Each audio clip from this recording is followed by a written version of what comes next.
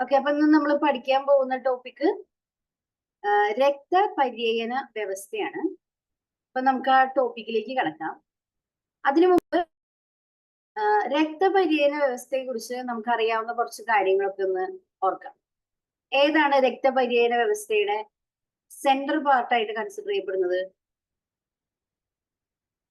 ആർക്കെങ്കിലും mic on ആക്കി ഒന്ന് പറയാമോ?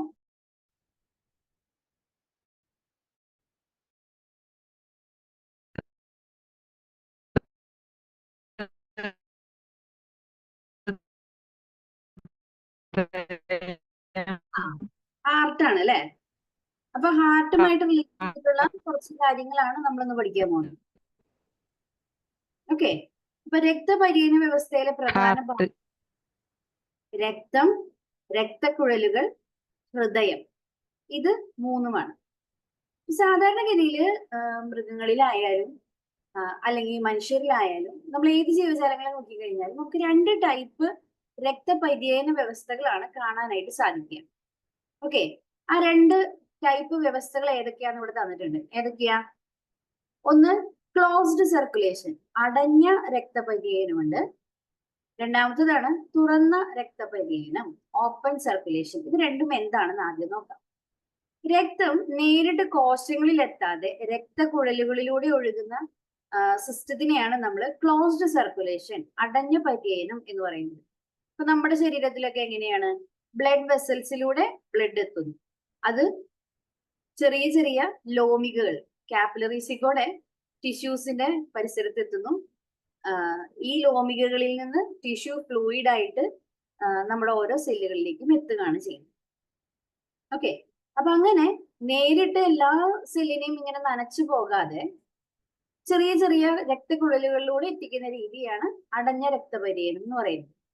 അതേസമയം രക്തത്തിന് സമാനമായ ഏതെങ്കിലും ശരീരദ്രവങ്ങളിലൂടെ ശരീരത്തിന്റെ അറകളിൽ മുഴുവനായി നിറഞ്ഞു നിന്ന് ശരീരകലകളുമായിട്ട് നേരിട്ട് കോണ്ടാക്ട് വന്ന് അങ്ങനെ നമ്മൾ രക്തപര്യനം നടത്തുകയാണെങ്കിൽ അതിനെ പറയുന്ന പേരാണ് തുറന്ന രക്തപര്യനം. ഇപ്പൊ പാറ്റ, ചിലന്തി, ഇവരുടെയൊക്കെ ശരീരത്തില് ഇവരുടെ ഫുൾ ബോഡീനെ കവർ ചെയ്ത് ഒരു ഫ്ലൂയിഡ് ഉണ്ടാകും. ആ ഫ്ലൂയിഡ് ആണ് അവരുടെ ഓക്സിജൻ, ന്യൂട്രിയൻസ്, ഇങ്ങനത്തെ കാര്യങ്ങളൊക്കെ ക്യാരി ചെയ്യാനായിട്ട് സഹായിക്കുന്നത്. അവർക്ക് എന്തില്ല? ബ്ലഡ് വെസൽസ് ഇല്ല. പറഞ്ഞ ക്ലിയർ ആണെന്ന് വിചാരിക്കുന്നു. രണ്ട് ടൈപ്പ് ക്ലിയർ ആണെന്ന് വിചാരിക്കുന്നു. ഈ മനുഷ്യ ശരീരത്തിലെ രക്തപര്യന വ്യവസ്ഥ കണ്ടെത്തിയത് വില്യം ഹാർവി എന്ന് പറയുന്ന സയന്റിസ്റ്റ് ആണ്. ഓക്കെ, വില്യം ഹാർവി ആണ് മനുഷ്യ ശരീരത്തിലെ രക്തപര്യന വ്യവസ്ഥ കണ്ടെത്തിയത്. ഓക്കെ, ഇനി നമുക്ക് രക്തത്തെ കുറിച്ച് കുറച്ച് കാര്യങ്ങൾ പറയുന്നുണ്ട്. രക്തത്തെ കുറിച്ചുള്ള പഠനം അറിയപ്പെടുന്ന പേരാണ് ഹെമറ്റോളജി. ജീവന്റെ നദി എന്നാണ് രക്തത്തെ കുറിച്ച് പറയുന്നത്. ഇത് നമ്മൾ ഓൾറെഡി പഠിച്ചിട്ടുണ്ട്. സംയോജക കലകളിൽ ഒരു എക്സാമ്പിൾ ആയിട്ട് നമ്മൾ പഠിച്ചിട്ടുള്ള പേരാണ് രക്തം. അപ്പൊ ദ്രാവക രൂപത്തിലുള്ള സംയോജക കലയാണ് രക്തം എന്ന് പറയുന്നത്. ഈ രക്തത്തിന്റെ pH മൂല്യം 7.4 ആണ്. ഈ 7.4 എന്ന് പറയുമ്പോൾ രക്തം ആസിഡ് നേച്ചർ ആണോ കാണിക്കുക അതോ ആൽക്കലി നേച്ചർ ആണോ കാണിക്കുക? അറിയാവുന്നവരൊന്ന് റിപ്ലൈ തന്നെ.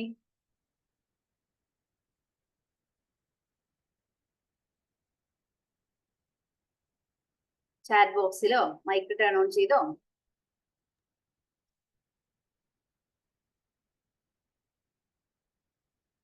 ആസിഡ് ആണ്. റോസ്മരിയുടെ ആൻസർ ആസിഡ് ആണെന്നാണ്. വേറെ ആർക്കെങ്കിലും? അനീഷയും ആസിഡ് ആണെന്ന് പറയുന്നു. യെസ്, മെൽവി പറഞ്ഞു ആൽക്കലിയാണ്. നമുക്ക് രണ്ട് ഉത്തരങ്ങൾ വന്നിട്ടുണ്ട്. ഇപ്പൊ കെമിസ്ട്രിയിൽ നമ്മൾ പഠിക്കുന്നത് എങ്ങനെയാണ്? pH 7 എന്ന് പറയുന്നത് ന്യൂട്രൽ ആണ്. 7-ൽ നിന്ന് താഴെ 1 തുടങ്ങി 7 വരെയുള്ള pHകളെയാണ് നമ്മൾ ആസിഡ് ആയിട്ട് കൺസിഡർ ചെയ്യുന്നത്. 7 തുടങ്ങി 14 വരെയുള്ള pHകളെയാണ് നമ്മൾ ആൽക്കലി ആയിട്ട് കൺസിഡർ ചെയ്യുന്നത്. ഇപ്പൊ രക്തത്തിന്റെ pH മൂല്യം 7.4 എന്ന് പറഞ്ഞു കഴിഞ്ഞാൽ രക്തം എന്താണ്? ഒരു ആൽക്കലൈൻ നേച്ചർ ഉള്ള സബ്സ്റ്റൻസ് ആണ്. ഓക്കെ, ആസിഡ് അല്ല, ആൽക്കലിയാണ്. ക്ലിയർ ആയല്ലോ? അപ്പൊ അതൊന്ന് ശ്രദ്ധിച്ചോളൂ കേട്ടോ. ഇനി ശരീരത്തിലെ പോഷക ഘടകങ്ങളെയും ഹോർമോണുകളെയും വഹിച്ചുകൊണ്ട് പോകുന്നത് ആരാണ്? രക്തമാണ്. അപ്പോ ശരീരത്തിൽ നമ്മള് ഡൈജഷൻ കഴിഞ്ഞിട്ട് ദഹനം കഴിഞ്ഞിട്ട് നമ്മുടെ ശരീരത്തിലേക്ക് ആവശ്യമുള്ള പോഷക ഘടകങ്ങൾ എത്തിക്കുക, ഹോർമോണുകൾ എത്തിക്കുക. ശരീരത്തിലെ കോശങ്ങൾക്ക് ആവശ്യമായ ഓക്സിജനെ കോശങ്ങളിലേക്ക് എത്തിക്കുക. ഇതൊക്കെ ആരുടെ ഫംഗ്ഷനാണ്? രക്തത്തിന്റെ ഫംഗ്ഷനാണ്. ഇനി ഇതുപോലെ തന്നെ നമ്മൾ അധികം കേൾക്കാത്ത ഒരു കാര്യമാണിത്. രക്തത്തിന്റെ എല്ലാ ഭാഗങ്ങളിലും ശരീരത്തിന്റെ എല്ലാ ഭാഗങ്ങളിലും ഒരേ താപനില നിലനിർത്താനായിട്ട് സഹായിക്കുന്നത് എന്താണ്? രക്തമാണ്. ഓക്കെ. അപ്പൊ നമ്മളുടെ ടെമ്പറേച്ചർ പുറമത്തെ ടെമ്പറേച്ചർ അനുസരിച്ച് അഡ്ജസ്റ്റ് ചെയ്ത് പോകുന്നുണ്ട്, ബോഡി ടെമ്പറേച്ചർ. അങ്ങനെ ഒരു അഡ്ജസ്റ്റ്മെന്റിന് ഹെൽപ്പ് ചെയ്യുന്നത് ആക്ച്വലി ആരാണ്? രക്തമാണ്. ഇനി ഒരു മനുഷ്യന്റെ ശരീരത്തിലെ രക്തം, അതിന്റെ അളവ് എത്രത്തോളമായിരിക്കും? 5 തുടങ്ങി 6 ലിറ്റർ വരെയാണ് ഒരു മനുഷ്യന്റെ ശരീരത്തിലെ രക്തം എന്ന് പറയുന്നത്. ഇനി ആദ്യമായിട്ട് രക്തനിവേശ മാർഗങ്ങൾ അവലംബിച്ച ശാസ്ത്രജ്ഞൻ അത് ജെയിംസ് ബ്ലണ്ടൽ ആണ്. James Blundell. ഇനി രക്തത്തിൽ അടങ്ങിയിരിക്കുന്ന പഞ്ചസാര ഏതാണ്? നമ്മള് ബ്ലഡ് ഷുഗർ ലെവല് ചെക്ക് ചെയ്യാറുണ്ട് അല്ലെ? രക്തത്തിൽ അടങ്ങിയിരിക്കുന്ന പഞ്ചസാര ഏതായിരിക്കും? ഷുഗർ എന്ന് പറയുന്നത് എന്താണ്? ഗ്ലൂക്കോസ് ആണ്. ഇനി നമ്മൾ പഠിച്ചിട്ടുള്ള ചെറിയ ക്ലാസ്സുകളിൽ പഠിച്ചിട്ടുള്ള കുറച്ച് കാര്യങ്ങളിലേക്ക് കിടക്കാൻ കേട്ടോ. രക്തത്തിലെ ഘടകങ്ങൾ ഏതൊക്കെയാണ് നമ്മൾ പഠിച്ചേക്കണേ? പ്ലാസ്മയുണ്ട്, അത് കൂടാതെ കുറച്ച് രക്തകോശങ്ങൾ നമ്മുടെ ശരീരത്തിലുണ്ട് അല്ലെ? അപ്പൊ നമ്മുടെ രക്തം നോക്കുകയാണെങ്കിൽ രക്തത്തിന്റെ ഏകദേശം 45% രക്തകോശങ്ങളാണ്. ഓക്കെ. ഇനി ഈ രക്തം എന്ന് പറയുമ്പോൾ നമ്മൾ ഇങ്ങനെ എല്ലാ കോശങ്ങളിലും ഒക്കെ എത്തി അവിടേക്ക് ഓക്സിജൻ കൊടുക്കുകയും അവിടെ നിന്ന് ബാക്കി വരുന്ന വേസ്റ്റ് സബ്സ്റ്റൻസസ് എവിടേക്ക് കൊണ്ടുവരുന്നുണ്ട്? എക്സ്ക്രീറ്റ് ചെയ്യാനായിട്ട്, ശരീരത്തിൽ നിന്ന് പുറത്തേക്ക് കളയാനായിട്ട് കൊണ്ടുവരുന്നുണ്ടല്ലോ. അങ്ങനെ നമ്മുടെ കോശങ്ങളിൽ നിന്നുമൊക്കെ സ്വീകരിച്ച കാർബൺ ഡൈ ഓക്സൈഡിനെ കളയുന്ന ഒരു പ്രക്രിയ നമുക്ക് ശുദ്ധീകരണം എന്ന് പറയും. അങ്ങനെ രക്തം ശുദ്ധീകരിക്കുന്ന അവയവം ഏതായിരിക്കും? രക്തം ശുദ്ധീകരിക്കുന്ന അവയവം അത് ശ്വാസകോശമാണ്. ഇനി മനുഷ്യ ശരീരത്തിലെ രക്തം അരിച്ച് ശുദ്ധീകരിക്കുന്ന അവയവം ഇവിടെ എന്തായിരിക്കും ചെയ്യുക? നമ്മുടെ ഓരോ കോശങ്ങളിലുമുള്ള വേസ്റ്റ് മെറ്റീരിയൽസിനെ കളയുന്ന സ്ഥലമാണ് വൃക്ക. ഓക്കെ. മനുഷ്യ ശരീരത്തില് രക്തം അരിച്ച് ശുദ്ധീകരിക്കുന്ന അവയവമാണ് വൃക്ക. അത് രണ്ടൊന്ന് ശ്രദ്ധിച്ചു പഠിക്കണേ. ഇനി രക്തത്തിലെ ഘടകങ്ങൾ നമുക്ക് ഒന്നുകൂടി ഡീറ്റെയിൽ ആയിട്ട് നോക്കാൻ പോവാണ് കേട്ടോ. രക്തത്തിലെ ഘടകങ്ങൾ. അപ്പൊ രക്തത്തിന്റെ ദ്രാവക ഭാഗം അറിയപ്പെടുന്ന പേരാണ് പ്ലാസ്മ. രക്തത്തിന്റെ നമ്മള് ലിക്വിഡ് പോലെ നമ്മളെ കാണാൻ സഹായിക്കുന്ന ആ ഒരു ദ്രാവക പോർഷനെ പറയുന്ന പേരാണ് പ്ലാസ്മ. ഏകദേശം 55%-ഓളമാണ് പ്ലാസ്മയുടെ അളവ് എന്ന് പറയുന്നത്. 55% പ്ലാസ്മ. ബാക്കിയുള്ള 45%-ആണ് എന്തുള്ളത്? രക്തകോശങ്ങൾ അടങ്ങിയിരിക്കുന്നത്. അപ്പൊ പ്ലാസ്മ എത്ര ശതമാനമാണ്? 55%. രക്തകോശങ്ങൾ എത്ര ശതമാനമാണ്? 45%. ഇനി പ്ലാസ്മയുടെ കളർ എന്താ? ഒരു ലൈറ്റ് യെല്ലോ കളർ, ഇളം മഞ്ഞ നിറമാണ് പ്ലാസ്മയ്ക്ക്. ഈ രക്തകോശങ്ങളെല്ലാം എവിടെയാ കാണപ്പെടുക? പ്ലാസ്മയിലാണ് കാണപ്പെടുക. അപ്പൊ പ്ലാസ്മയിൽ അടങ്ങിയിരിക്കുന്ന ജലത്തിന്റെ അളവ് നോക്കിക്കഴിഞ്ഞാൽ ഏകദേശം 90-92% എന്ത് തന്നെയാണ്? ജലം തന്നെയാണ്. പിന്നെ അതിൽ ബാക്കിയുള്ളത് ഒരു 7 to 8% പ്രോട്ടീൻ കാണപ്പെടാറുണ്ട്. പിന്നെ അത് കൂടാണ്ട് ചെറിയ ഘടകങ്ങൾ, മറ്റു ഘടകങ്ങളും കാണാറുണ്ട്. അപ്പൊ ഇതിൽ കുറച്ച് പ്രോട്ടീനുകൾ ഉണ്ട്. ആ പ്രോട്ടീനുകൾ ഏതൊക്കെയാണെന്ന് നമുക്ക് അറിയണം കേട്ടോ.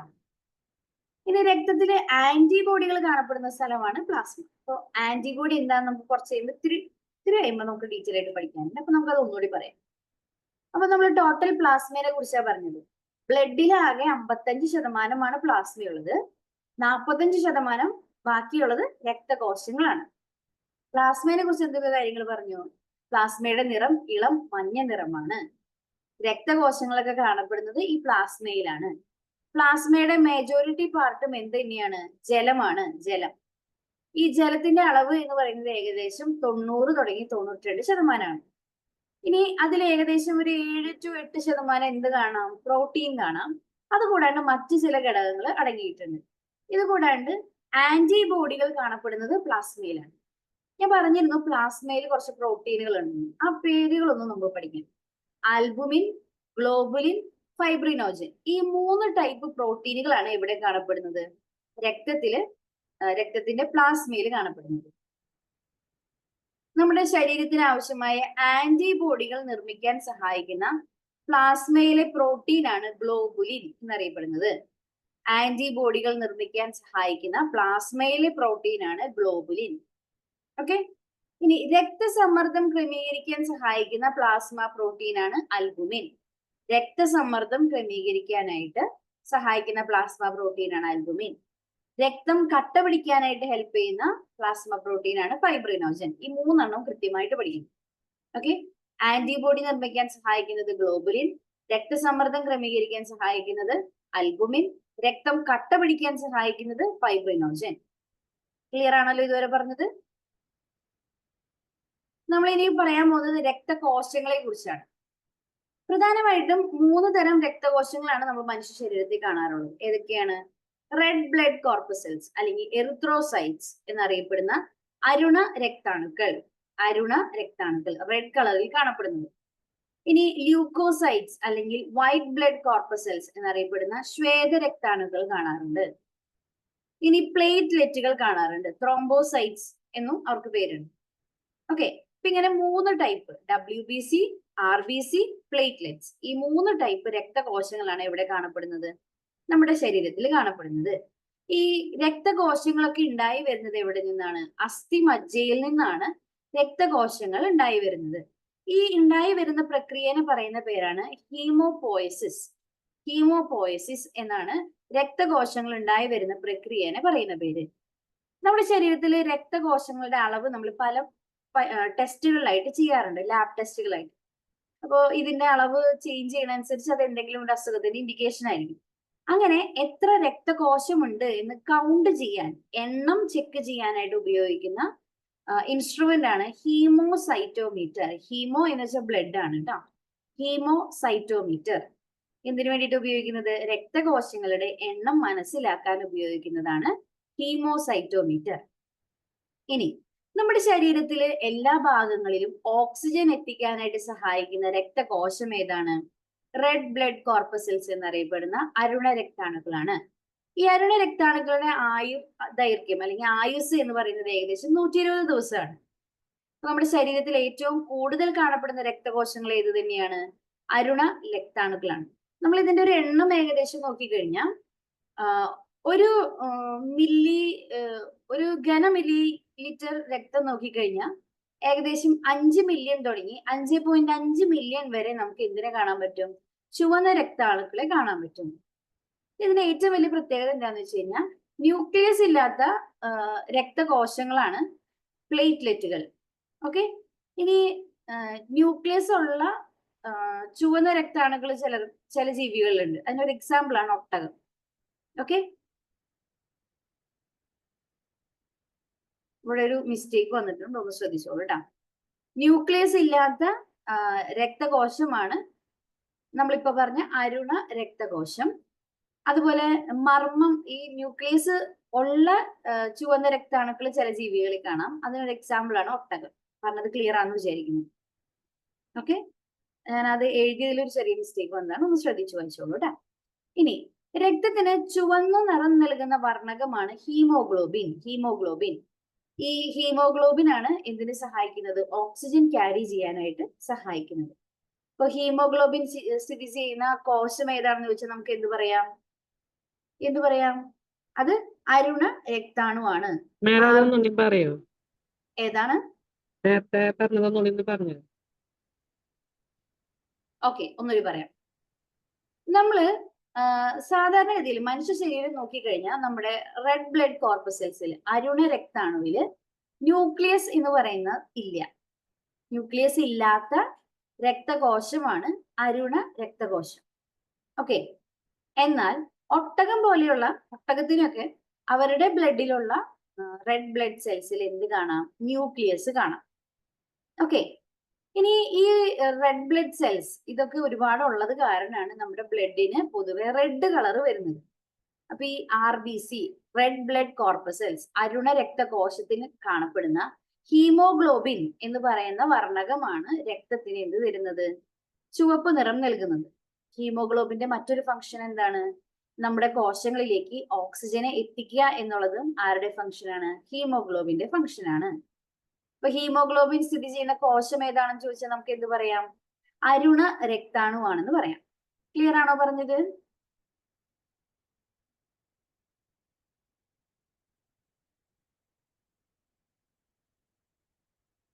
ക്ലിയർ ആണോ?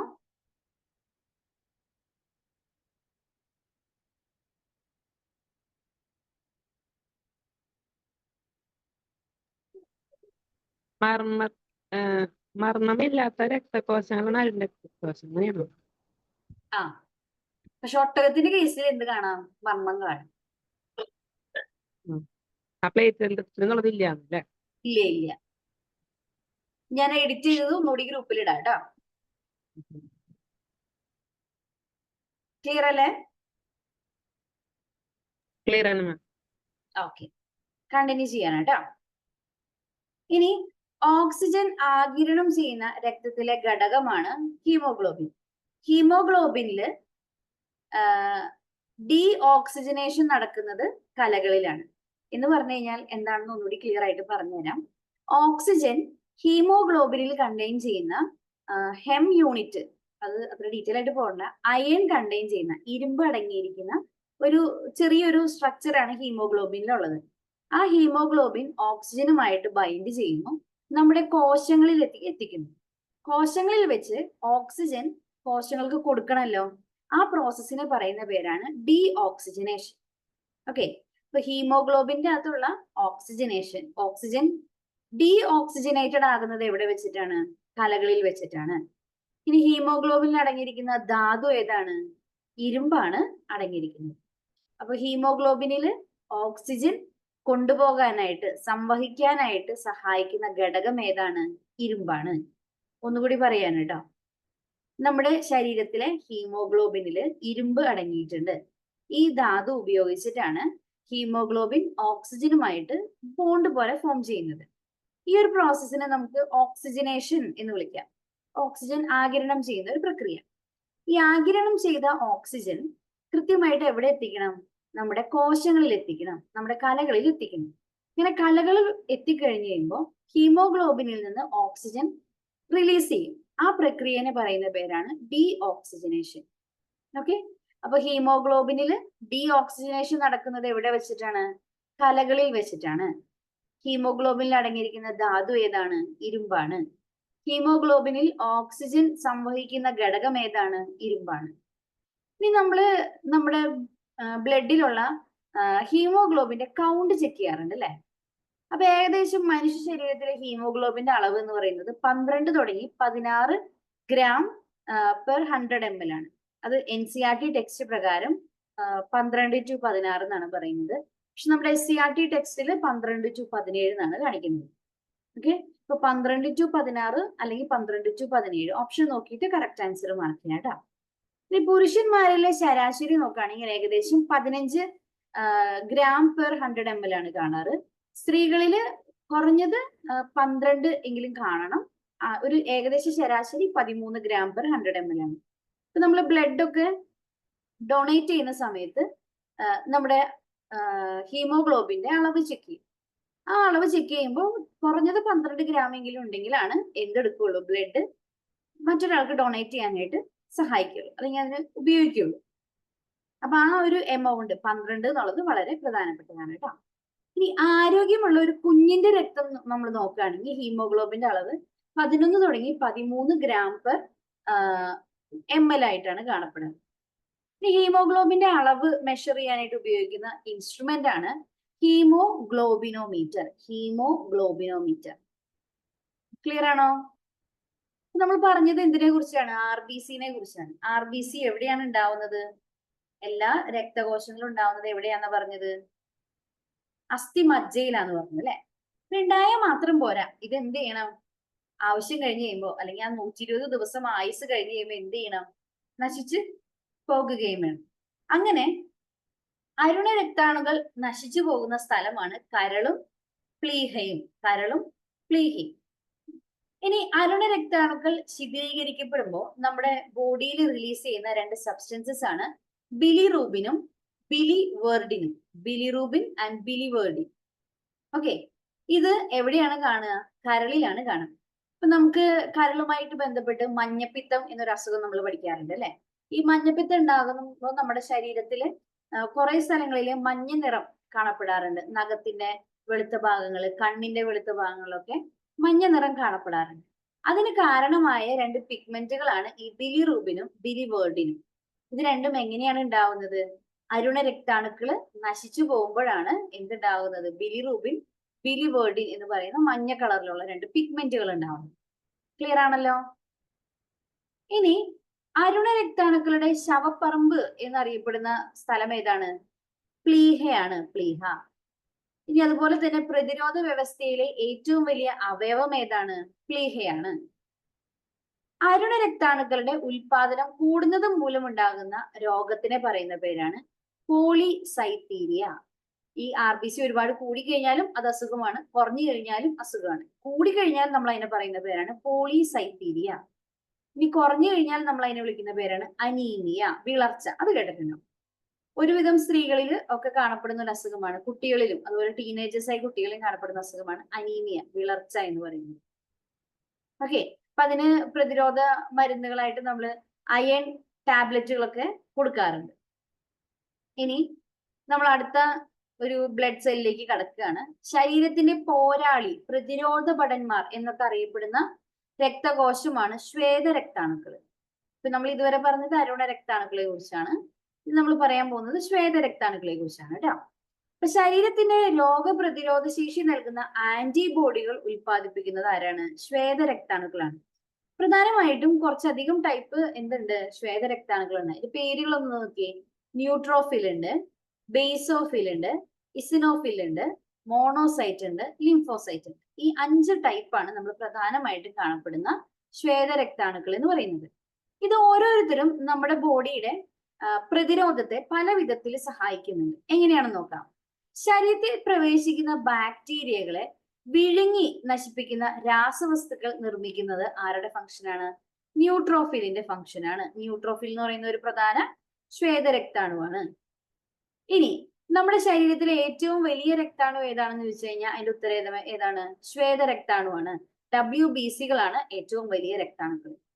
ഇനി ഏറ്റവും വലിയ ശ്വേത രക്താണു ഏതാണെന്ന് ചോദിച്ചു കഴിഞ്ഞാൽ നമുക്ക് ഉത്തരം എന്ത് പറയാം? മോണോസൈറ്റ് ആണ് ഏറ്റവും വലിയ ശ്വേത രക്താണു. ഏറ്റവും കൂടുതൽ ആയുർദൈർഘ്യമുള്ള രക്താണു ഏതാണെന്ന് ചോദിച്ചു കഴിഞ്ഞാൽ നമുക്ക് എന്ത് പറയാം? ലിംഫോസൈറ്റ് ആണെന്ന് പറയാം. ഓക്കെ, ലിംഫോസൈറ്റ് ഒക്കെ ഇതിനകത്ത് തന്നെ ഉള്ളതാണ്. നിങ്ങൾക്ക് ഇവിടെ പേര് നോക്കിയാൽ കാണാൻ പറ്റും. ഇനി ഏറ്റവും കൂടുതൽ ആയുർദൈർഘ്യമുള്ള രക്താണു ലിംഫോസൈറ്റ് ആണ്. രോഗാണുക്കളെ വിഴുങ്ങി നശിപ്പിക്കുന്നത് ആരുടെ ഫംഗ്ഷനാണ്? മോണോസൈറ്റിന്റെ ഫംഗ്ഷനാണ്. ഇത്രയും കാര്യങ്ങൾ ഇടയ്ക്കിടയ്ക്ക് എക്സാമിന് മാറി മാറി ചോദിക്കുന്നതാണ്. നമ്മൾ കൃത്യമായിട്ട് തെറ്റിക്കാറുണ്ട്. അതുകൊണ്ട് കൃത്യമായിട്ട് വായിച്ചു തന്നെ നോക്കണേ. രോഗാണുക്കളെ വിഴുങ്ങി നശിപ്പിക്കുന്ന WBC ഏതാണ്? മോണോസൈറ്റ് ആണ്. ഇനി നമ്മുടെ ശരീരത്തിന് പല പല പ്രതിരോധ മാർഗങ്ങളുണ്ട്. സ്കിന്നുണ്ട്, പിന്നെ അത് കൂടാണ്ട് ഇപ്പൊ നമ്മൾ മൂക്കിലൊക്കെ നോക്കുകയാണെങ്കിൽ മൂക്കിനകത്ത് കാണപ്പെടുന്ന മ്യൂക്കസ് ഉണ്ട്. ഇനി സലൈവ ആണെങ്കിൽ സലൈവറി അമിലേസ് ഉണ്ട്. അത് കൂടാണ്ട് ഇപ്പൊ കണ്ണീരിലാണെങ്കിൽ ലൈസോസൈം ഉണ്ട്. ഇങ്ങനെ പല പല സാധനങ്ങൾ നമ്മുടെ ശരീരത്തിലുണ്ട് അല്ലെ. അപ്പൊ ഇങ്ങനെയുള്ള പ്രതിരോധ മാർഗങ്ങളെല്ലാം മറികടന്ന് നമ്മുടെ ശരീരത്തിൽ പ്രവേശിക്കുന്ന രോഗാണുക്കളെ പ്രത്യേകം തിരിച്ചറിഞ്ഞ് അവയെ നശിപ്പിക്കുന്നതാണ് ലിംഫോസൈറ്റിന്റെ ഫംഗ്ഷൻ. അപ്പൊ ലിംഫോസൈറ്റ് വർക്ക് ചെയ്യുന്നത് ഒരു മെമ്മറി ബേസ്ഡ് ആയിട്ടാണ്. അതൊന്ന് ശ്രദ്ധിച്ച് തന്നെ പഠിക്കണം. ഓരോ രോഗാണുവിനെയും സ്പെസിഫിക് ആയിട്ട് ടാർഗറ്റ് ചെയ്ത് അറ്റാക്ക് ചെയ്യലാണ് ആരുടെ ഫംഗ്ഷനാണ്? ലിംഫോസൈറ്റിന്റെ ഫംഗ്ഷനാണ്. നമ്മൾ എയ്ഡ്സ് എന്ന് പറയുന്ന രോഗം കേട്ടിട്ടുണ്ട്. എയ്ഡ്സ്. ഈ എയ്ഡ്സ് അറ്റാക്ക് ചെയ്യുന്നത്, എയ്ഡ്സ് വൈറസ് അറ്റാക്ക് ചെയ്യുന്നത് ഏത് രക്താണുവിനെയാണ്? ലിംഫോസൈറ്റിനെയാണ്. നമ്മുടെ ശരീരത്തിൽ 2 ടൈപ്പ് ലിംഫോസൈറ്റുകളാണ് ഉള്ളത്. ബി ലിംഫോസൈറ്റ് ഉണ്ട്, ടി ലിംഫോസൈറ്റ് ഉണ്ട്. ബോൺ മാരോയിൽ, അതായത് അസ്ഥിമജ്ജയിൽ രൂപം കൊള്ളുന്ന ലിംഫോസൈറ്റുകളെ പറയുന്ന പേരാണ് ബി ലിംഫോസൈറ്റുകള്. ഇനി ആന്റിബോഡികൾ ഉൽപ്പാദിപ്പിക്കുന്ന ശ്വേത രക്താണു ഏതാണ്? ബി ലിംഫോസൈറ്റ് ആണ്. അപ്പോൾ നമ്മുടെ ശരീരത്തിൽ ഒരു പ്രത്യേക ഇൻഫെക്ഷൻ വന്നു, അതിന് സ്പെസിഫിക് ആയിട്ടാണ് നമ്മുടെ ശരീരത്തിൽ ആന്റിബോഡി ഉണ്ടാക്കുക. അത് ആരുടെ ഫംഗ്ഷൻ ആണ്? ബി ലിംഫോസൈറ്റ് ആണ്. അപ്പോ അറ്റാക്ക് ചെയ്യുന്ന ഓർഗാനിസം ഏതാണ് എന്ന് തിരിച്ചറിഞ്ഞ് അറ്റാക്ക് ചെയ്യലാണ് ആരുടെ ഫംഗ്ഷൻ? ബി ലിംഫോസൈറ്റിന്റെ ഫംഗ്ഷൻ. ഇനി ബി ലിംഫോസൈറ്റുകൾ ഉൽപ്പാദിപ്പിക്കുന്ന ആന്റിബോഡികൾ അറിയപ്പെടുന്ന മറ്റൊരു പേരാണ് ഇമ്മ്യൂണോഗ്ലോബുലിൻ. അതിങ്ങനെ ഒരു വൈ ഷേപ്പിലുള്ള ഒരു പ്രോട്ടീൻ ആണ്. ആ പ്രോട്ടീൻ ആണ് വരുന്ന ജീവികളെ അറ്റാക്ക് ചെയ്യാനായിട്ട് നമ്മൾ ഹെൽപ്പ് ചെയ്യുന്നത്. ഫോർ എക്സാമ്പിൾ ഇപ്പൊ ബാക്ടീരിയ ആണെങ്കിൽ ബാക്ടീരിയ ഇൻഫെക്ഷനെ തടയാനായിട്ട് ഹെൽപ്പ് ചെയ്യും. ഓക്കെ, ഇനി ബി ലിംഫോസൈറ്റ് എവിടെ ഫോം ചെയ്യണമെന്ന് പറഞ്ഞത്? ബോൺ മാരോയിലാണ് ഫോം ചെയ്യുന്നത്. അപ്പൊ ടി ലിംഫോസൈറ്റ് എവിടെയായിരിക്കും? തൈമസ് ഗ്ലാൻഡില് രൂപം കൊള്ളുന്ന ലിംഫോസൈറ്റ് ആണ് ടി ലിംഫോസൈറ്റുകൾ. ഈ ക്യാൻസർ കോശങ്ങളെയും അതുപോലെ തന്നെ വൈറസ് ബാധിച്ച കോശങ്ങളെയും നശിപ്പിക്കാനായിട്ട് കഴിവുള്ള ലിംഫോസൈറ്റുകളാണ് ടി ലിംഫോസൈറ്റുകൾ. നമ്മള് ബി ലിംഫോസൈറ്റിനെ കുറിച്ചും ടി ലിംഫോസൈറ്റിനെ കുറിച്ചുമാണ് പറഞ്ഞത്. എയ്ഡ്സ് പോലെയുള്ള വൈറസുകൾ അറ്റാക്ക് ചെയ്യുന്നത് ആരെയാണ്? ബി ലിംഫോസൈറ്റിനെയാണ്. ക്യാൻസർ കോശങ്ങളെ അതുപോലെ വൈറസ് ബാധിച്ച കോശങ്ങളെയൊക്കെ നശിപ്പിക്കാൻ ശേഷിയുള്ള ലിംഫോസൈറ്റ് ഏതാണ്? ടി ലിംഫോസൈറ്റ് ആണ്. ഇനി ബി ലിംഫോസൈറ്റ് എവിടെയാണ് രൂപം കൊള്ളുന്നത്? ബോൺ മാരോ, അസ്ഥി മജ്ജയിലാണ് രൂപം കൊള്ളുന്നത്. ടി ലിംഫോസൈറ്റ് എവിടെയാണ് രൂപം കൊള്ളുന്നത്? തൈമസ് ഗ്രന്ഥിയിലാണ് രൂപം കൊള്ളുന്നത്. ഇനി രക്തം കട്ട പിടിക്കുന്നത് തടയുന്ന ഹെപ്പാരിൻ എന്ന രാസവസ്തു നിർമ്മിക്കുന്ന ശ്വേത രക്താണുവാണ് ബേസോഫിൽ. രക്തം കട്ട പിടിക്കുന്നത് തടയുന്ന ഹെപ്പാരിൻ എന്ന രാസവസ്തു നിർമ്മിക്കുന്ന രക്താണുവാണ് ബേസോഫിൽ. ശരീരത്തിലെ മറ്റു രക്താണുക്കളെ ഉത്തേജിപ്പിക്കുകയും രക്തക്കുഴലുകൾ വികസിപ്പിക്കുകയും ചെയ്യുന്നത് ആരുടെ ഫംഗ്ഷനാണ്? ബേസോഫിലിന്റെ ഫംഗ്ഷനാണ്. ഇനി ഹിസ്റ്റമിൻ നിർമ്മിക്കുന്നത് ബേസോഫിലും മാസ്റ്റ് കോശങ്ങളും ചേർന്നാണ്. അതാ ബേസോഫിൽ എന്ന് പറയുന്നതിന്റെ കുറച്ച് ഫങ്ഷൻസ് ആണ് പറഞ്ഞത് കേട്ടോ. അപ്പൊ ബേസോഫിലും മാസ്റ്റ് കോശങ്ങളും ചേർന്നാണ് ഹെപ്പാരിൻ എന്ന കെമിക്കൽ ഉണ്ടാക്കുന്നത്. ഈ കെമിക്കൽ എന്തിനാണ് ഹെൽപ്പ് ചെയ്യുന്നത്? രക്തം കട്ട പിടിക്കുന്നത് തടയാനായിട്ട് ഹെൽപ്പ് ചെയ്യുന്നു. അല്ലെങ്കിൽ എന്ത് പറ്റും? നമ്മള് ബ്ലഡ് വെസൽസിൽ പല പല സ്ഥലങ്ങളിലായിട്ട് ചെറിയ ചെറിയ ബ്ലഡ് ക്ലോട്ടുകൾ ഉണ്ടാകുകയും അതുവഴി നമ്മുടെ ബ്ലഡ് കണ്ടിന്യൂസ് ആയിട്ട് സർക്കുലേറ്റ് ചെയ്യുന്നത് തടഞ്ഞു നിർത്തുകയും ചിലപ്പോൾ ചെയ്യും. അപ്പൊ അതുകൊണ്ട് കൃത്യമായിട്ട് രക്തം കട്ട പിടിക്കാതെ നോക്കണം. ഇത് കൂടാണ്ട് ശരീരത്തിലെ മറ്റ് ശ്വേത രക്താണുക്കൾ ഉത്തേജിപ്പിക്കുകയും രക്തക്കുഴലുകൾ വികസിപ്പിക്കുകയും ചെയ്യുന്നത് ആരുടെ ഫംഗ്ഷനാണ്? ബേസോഫിലിന്റെ ഫംഗ്ഷനാണ്. നമ്മുടെ ശരീരത്തില് മറ്റെന്തെങ്കിലും ഫോറിൻ ബോഡീസ്, അന്യവസ്തുക്കള് കയറി രാസവസ്തുക്കൾ എന്തെങ്കിലുമൊക്കെ ഉണ്ടാക്കുന്നു വിചാരിക്കും. ഫോർ എക്സാമ്പിൾ ബാക്ടീരിയ നമ്മുടെ ബോഡിയിൽ കയറി. ബാക്ടീരിയ സ്വാഭാവികമായിട്ട് എന്ത് പ്രൊഡ്യൂസ് ചെയ്യും? ടോക്സിൻസ് പ്രൊഡ്യൂസ് ചെയ്യും. അപ്പൊ ഇങ്ങനെയുള്ള രാസവസ്തുക്കളൊക്കെ ഉണ്ടായി കഴിഞ്ഞാൽ അതിനോട് പ്രതികരണം കൊടുക്കേണ്ടത് അത്യാവശ്യമാണ്. ഓക്കെ, ഇനിയിപ്പോ നമ്മുടെ കയ്യിലൊരു മുള്ളു കൊണ്ട് കയറി, അതൊരു ഫോറിൻ ഒബ്ജക്റ്റ് ആണ്. ആ മുള്ളു കൊണ്ട് കയറിയ ഭാഗം നമ്മൾ ശ്രദ്ധിക്കാണ്ടിരുന്നു കഴിഞ്ഞാൽ കുറച്ചു നേരം കഴിയുമ്പോൾ അതിങ്ങനെ നീര് വെച്ച് വീർത്തിരിക്കുന്ന പോലെ ചെറിയൊരു സ്വെല്ലിങ് കാണാൻ പറ്റും. ഇങ്ങനെയുള്ള വീങ്ങൽ പ്രതികരണത്തിന് ആവശ്യമായ രാസവസ്തുക്കൾ ഉൽപ്പാദിപ്പിക്കുന്നത് ആരാണ്? ഇസനോഫിലാണ്. അപ്പൊ നമ്മുടെ ശരീരത്തിൽ പ്രവേശിക്കുന്ന അന്യവസ്തുക്കളെ നശിപ്പിക്കാൻ ആവശ്യമായ രാസവസ്തുക്കൾ ഉണ്ടാക്കുകയും ആ വീങ്ങൽ പ്രതികരണത്തിന് ആവശ്യമായ വസ്തുക്കൾ ഉൽപ്പാദിപ്പിക്കുകയും ചെയ്യുന്നത് ആരാണ്? ഇസനോഫിലാണ്. ഇസനോഫിൽ എന്ന് പറയുന്നത് WBCയിലെ ഒരു മെമ്പർ ആണ് കേട്ടോ. ഇനി ഗ്രാനുലോസൈറ്റ് വിഭാഗത്തിൽപ്പെടുന്ന വെളുത്ത രക്താണുക്കളാണ് ന്യൂട്രോഫിൽ, ഇസനോഫിൽ, ബേസോഫിൽ. നമ്മൾ പഠിച്ചതിന് 2 കാറ്റഗറി ആക്കാണ് കേട്ടോ. ഗ്രാനുലോസൈറ്റ് വിഭാഗത്തിൽപ്പെട്ടവരാണ് ന്യൂട്രോഫിൽ, ഇസനോഫിൽ, ബേസോഫിൽ. അഗ്രാനുലോസൈറ്റ് വിഭാഗത്തിൽപ്പെട്ടവരാണ് മോണോസൈറ്റും ലിംഫോസൈറ്റും. ഇത് നമ്മൾ നോക്കുകയാണെങ്കിൽ ഈ WBCയിൽ തന്നെ ഏറ്റവും കൂടുതൽ എണ്ണം കാണപ്പെടുന്നത് ന്യൂട്രോഫിൽസ് ആണ്. ന്യൂട്രോഫിലുകളാണ് ഏറ്റവും കൂടുതൽ എണ്ണം കൂടുതൽ ഉണ്ടാകുക. എന്നാൽ ഏറ്റവും എണ്ണം കുറവാരാണ്? ബേസോഫിലാണ് ഏറ്റവും എണ്ണം കുറവ്. നമ്മുടെ ശരീരത്തിലെ ശ്വേത രക്താണുക്കൾ ക്രമാതീതമായി വർദ്ധിക്കുന്ന അസുഖത്തിനെ പറയുന്ന പേരാണ് രക്താർബുദം, ലുക്കീമിയ. ശരീരത്തിലെ രക്താണുക്കൾ കുറയുന്നത് കൊണ്ടുണ്ടാവുന്ന രോഗമാണ് ലൂക്കോപീനിയ. അപ്പൊ ലുക്കീമിയ ഉണ്ട്, ലൂക്കോപീനിയും ഉണ്ട്. എണ്ണം കൂടിക്കഴിഞ്ഞാൽ ലുക്കീമിയ, കുറഞ്ഞു കഴിഞ്ഞാൽ ലുക്കോപീനിയ. ഓക്കെ, ഇനി നമ്മുടെ ശരീരത്തിലെ ഏറ്റവും ചെറിയ രക്തകോശമാണ് പ്ലേറ്റ്ലെറ്റുകൾ. ഇവരുടെ മെയിൻ ഫംഗ്ഷൻ എന്താണ്? ബ്ലഡ് ക്ലോട്ട് ചെയ്യാൻ സഹായിക്കുക, രക്തം കട്ട പിടിക്കാനായിട്ട് സഹായിക്കുക എന്നുള്ളതാണ് ഫംഗ്ഷൻ. ഇത് നോക്കിയേ, ഓരോ രക്തകോശങ്ങളും അവരുടെ ഫംഗ്ഷൻ എന്താണ്, നിറം എന്താണ്, എത്ര എണ്ണം ഉണ്ട്, ആയുർദൈർഘ്യം എത്രയാണ്, ഉൽപ്പാദിപ്പിക്കപ്പെടുന്നത് എവിടെയാണ്, നശിപ്പിക്കപ്പെടുന്നത് എവിടെയാണെന്ന് കൃത്യമായിട്ട് എഴുതിയിട്ടുള്ള ഒരു ടേബിൾ നിങ്ങൾക്ക് ഇവിടെ തന്നിട്ടുണ്ട്. അതൊന്ന് വായിച്ചു നോക്കിയാൽ മതി കേട്ടോ. അപ്പൊ ഇതുവരെയുള്ള പോർഷൻ ഒന്ന് വായിച്ചു നോക്കുക. എന്നിട്ട് എന്തെങ്കിലും സംശയം ഉണ്ടെങ്കിൽ ഇപ്പൊ ചോദിക്കാം. ഓക്കെ, അപ്പൊ ഒരു 2-3 മിനിറ്റ് നമുക്കത് വായിക്കാം കേട്ടോ. സംശയങ്ങൾ എന്തെങ്കിലും ഉണ്ടോ?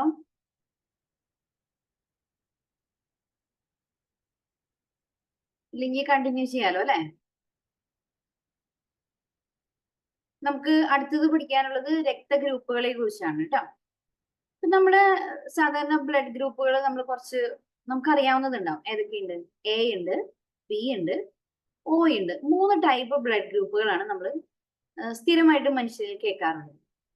ഇതിൽ തന്നെ എ പോസിറ്റീവ്, എ നെഗറ്റീവ് ഉണ്ട്, ബി പോസിറ്റീവ്, ബി നെഗറ്റീവ് ഉണ്ട്, ഒ പോസിറ്റീവ്, ഒ നെഗറ്റീവ് ഉണ്ട്, ഒരെണ്ണം കൂടി ഉണ്ട് എ ബി പോസിറ്റീവ് ഉണ്ട്, എ ബി നെഗറ്റീവ് ഉണ്ട്. ഇത്രയും ബ്ലഡ് ഗ്രൂപ്പുകളാണ് നമ്മൾ നമ്മുടെ മനുഷ്യരിൽ കോമൺ ആയിട്ട് കാണുന്നത്. ഇങ്ങനെ രക്തത്തെ പോസിറ്റീവ് എന്നും നെഗറ്റീവ് എന്നും നിർണ്ണയിക്കാൻ സഹായിക്കുന്ന രക്തത്തിലെ ഘടകത്തിന് പറയുന്ന പേരാണ് RH ഘടകം. RH ഘടകം ഇത് നമ്മുടെ ചുവന്ന രക്താണുക്കളുടെ പ്രതലത്തിൽ കാണപ്പെടുന്ന ഒരു ആന്റിജൻ ആണ്. ഈ ആന്റിജൻ കണ്ടെത്തിയത് ഫസ്റ്റ് ടൈം കണ്ടെത്തിയത് റീസസ് കുരങ്ങുകളിലാണ്. അതൊരു വർഗത്തിൽപ്പെടുന്ന കുരങ്ങുകളാണ്. അതിലാണ് ആദ്യമായിട്ട് RH ഘടകം ഐഡന്റിഫൈ ചെയ്തത്. ഇതേ ഘടകം മനുഷ്യ ശരീരത്തിൽ ഉണ്ടെന്ന് കണ്ടു. അതുള്ളവരെ പോസിറ്റീവ് എന്നും ഇല്ലാത്തവരെ നെഗറ്റീവ് എന്നും നമ്മൾ മാർക്ക് ചെയ്യാണ്. ഓക്കെ, അപ്പൊ നമ്മുടെ മനുഷ്യ ശരീരത്തിലെ രക്തഗ്രൂപ്പുകൾ കണ്ടെത്തിയതും RH ഘടകം കണ്ടെത്തിയതും ആരാണ്? കാൾ ലാൻഡ്സ്റ്റെയ്നർ എന്ന് പറയുന്ന ശാസ്ത്രജ്ഞനാണ്. Call Landsteiner. രക്തപര്യന വ്യവസ്ഥ കണ്ടെത്തിയത് ആരായിരുന്നു? വില്യം ഹാർവിയാണ്. രക്തഗ്രൂപ്പും RH ഘടകവും കണ്ടെത്തിയത് കാൾ ലാൻഡ്സ്റ്റെയ്നർ ആണ്. ഇനി നമ്മുടെ ശരീരത്തിൽ ബ്ലഡ് ക്ലോട്ട് ചെയ്യാറുണ്ട്. ഏകദേശം ബ്ലഡ് ക്ലോട്ട് ചെയ്യാനായിട്ട് എത്ര സമയം വേണം? 3 തുടങ്ങി 8 മിനിറ്റ് വരെ എന്നാണ് കണക്ക്. അത് 8 തുടങ്ങി 15 മിനിറ്റ് വരെ എന്നാണ് SCERT ടെക്സ്റ്റിൽ കിടക്കുന്നത് കേട്ടോ. അപ്പൊ അത് രണ്ടും നോക്കി വെക്കുക. ഓപ്ഷനിൽ ഏതാണോ ഉള്ളത് അതിനനുസരിച്ച് മാർക്ക് ചെയ്യണം.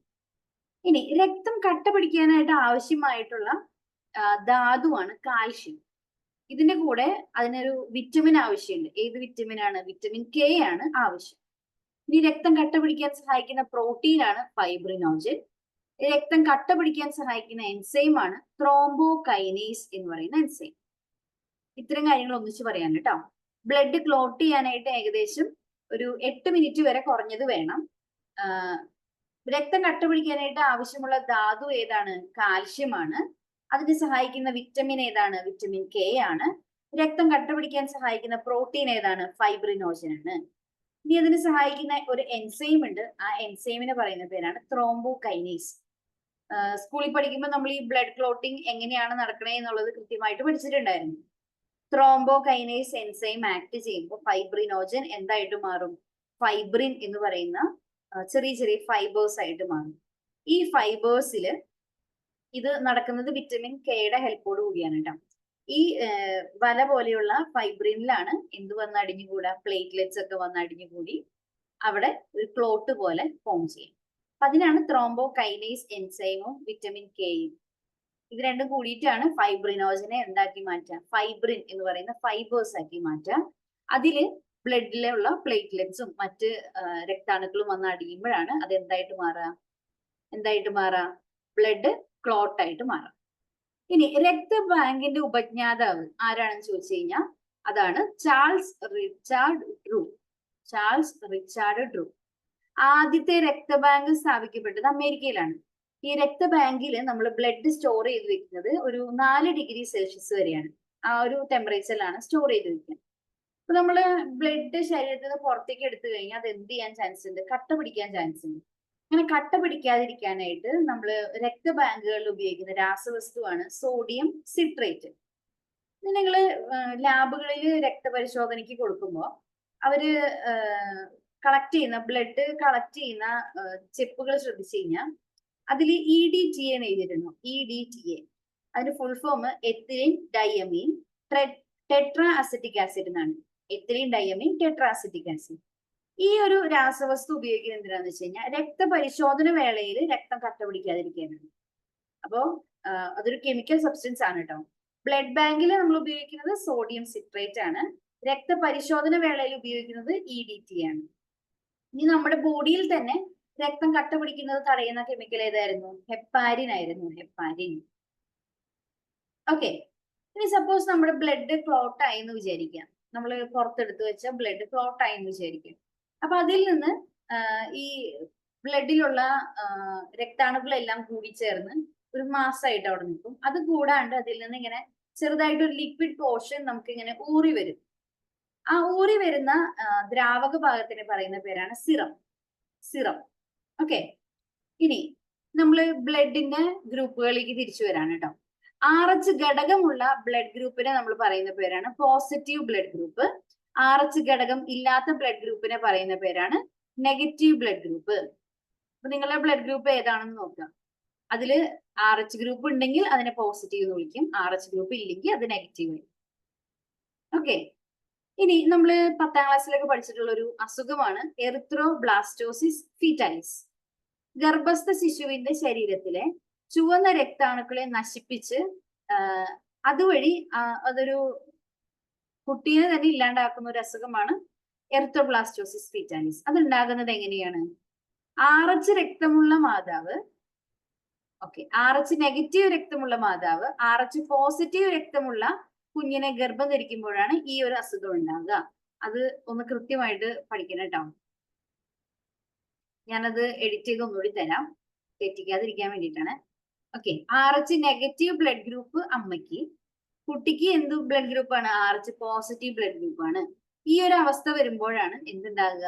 എറിത്രോബ്ലാസ്റ്റോസിസ് ഫീറ്റാലിസ് എന്ന അസുഖം ഉണ്ടാകും. ഇനി ആന്റിബോഡികളുടെ ഉൽപാദനത്തിനെ നിയന്ത്രിക്കുന്നത് ആരാണ്? ആന്റിജൻ ആണ്. ആന്റിജൻ രക്തഗ്രൂപ്പ് നിർണ്ണയിക്കാൻ സഹായിക്കുന്നതും ആരാണ്? നമ്മുടെ ബ്ലഡിൽ അടങ്ങിയിരിക്കുന്ന ആന്റിജൻ ആണ്. 2 ടൈപ്പ് ആന്റിജൻ ആണ് നമ്മുടെ ശരീരത്തിലുള്ളത്. ആന്റിജൻ എ ഉണ്ട്, ആന്റിജൻ ബി ഉണ്ട്. അപ്പൊ ബ്ലഡ് ഗ്രൂപ്പ് എ എന്ന് നമ്മൾ പറയുന്നുണ്ടെങ്കിൽ അവരുടെ ശരീരത്തിലുള്ള ആന്റിജൻ ഏതായിരിക്കും? ആന്റിജൻ എ ആയിരിക്കും. ഇനി പറയുന്ന കാര്യം ശ്രദ്ധിച്ച് കേൾക്കണേ. ബ്ലഡ് ഗ്രൂപ്പ് എ ആണെങ്കിൽ അവരുടെ ബ്ലഡിൽ അടങ്ങിയിരിക്കുന്ന ആന്റിജൻ ആണ് ആന്റിജൻ എ. ആന്റിജൻ ഉണ്ടെങ്കിൽ ഒപ്പം എന്തുണ്ടാകും? ആന്റിബോഡി ഉണ്ടാകും. അപ്പൊ ബ്ലഡ് ഗ്രൂപ്പ് എ ആണെങ്കിൽ ആന്റിജൻ എ ആണെന്ന് പറഞ്ഞു. അപ്പൊ അവരുടെ ആന്റിബോഡി ഏതായിരിക്കും? Antibody B. ആ ബി എഴുതുന്നതിൽ ഒരു പ്രത്യേകതയുണ്ട്, കണ്ടോ? സ്മോൾ ലെറ്റർ ബി ആണ് നമ്മൾ ആന്റിബോഡിനെ മെൻഷൻ ചെയ്യാനായിട്ട് ഉപയോഗിക്കുക. അതൊന്ന് ശ്രദ്ധിച്ചു വെക്കണം കേട്ടോ. അപ്പോ ബി ആണ് നമ്മുടെ ബ്ലഡ് ഗ്രൂപ്പ് എന്ന് വിചാരിക്കുക. അപ്പൊ നമ്മുടെ ബോഡിയിൽ ഉണ്ടാകുന്ന ആന്റിജൻ ഏതായിരിക്കും? ആന്റിജൻ ബി ആണ്. ആന്റിബോഡി ഏതായിരിക്കും? എ ആയിരിക്കും. ആ എ എഴുതുന്നത് സ്മോൾ ലെറ്റർ ആയിരിക്കണം. ഇനി എ ബി ബ്ലഡ് ഗ്രൂപ്പ് ഉണ്ട് അല്ലെ? അപ്പൊ അവരുടെ ബോഡിയിൽ എന്തുണ്ടാകും? ആന്റിജൻ എയും ഉണ്ടാകും, ആന്റിജൻ ബിയും ഉണ്ടാകും. ആന്റിബോഡി ഏതെങ്കിലും ഉണ്ടാവോ? ഇല്ല, രണ്ടും ഉണ്ടാവില്ല കേട്ടോ. അതൊന്ന് ശ്രദ്ധിച്ചോളൂ. എ ബി ബ്ലഡ് ഗ്രൂപ്പ് ഉള്ളവരുടെ രക്തത്തില് ആന്റിജൻ എയും ഉണ്ട്, ആന്റിജൻ ബിയും ഉണ്ട്, എന്നാൽ ആന്റിബോഡി ഒന്നും തന്നെ ഇല്ല. ഇനി ആന്റിജൻ ഇല്ലാത്ത രക്തഗ്രൂപ്പാണ് O ഗ്രൂപ്പ്. O ഗ്രൂപ്പ് അവരുടെ ബോഡിയിൽ ആന്റിബോഡി എയും ഉണ്ടാവും, അതുപോലെ തന്നെ ആന്റിബോഡി ബിയും ഉണ്ടാകും. ഓക്കെ, അപ്പൊ O രക്തഗ്രൂപ്പ് ഉള്ളവരുടെ ബോഡിയിൽ ഉണ്ടായിരിക്കുന്ന ആന്റിബോഡികളാണ് ആന്റിബോഡി എയും ബിയും. ആന്റിജൻ ഇല്ലാത്ത രക്തഗ്രൂപ്പാണ് O ഗ്രൂപ്പ്. ക്ലിയർ ആണെന്ന് വിചാരിക്കുന്നു. ഇതുവരെ പറഞ്ഞത് ഒന്നുകൂടി പറയണോ? ഇത് കൺഫ്യൂഷൻ ഉണ്ടെങ്കിൽ ഒന്നുകൂടി പറയാം.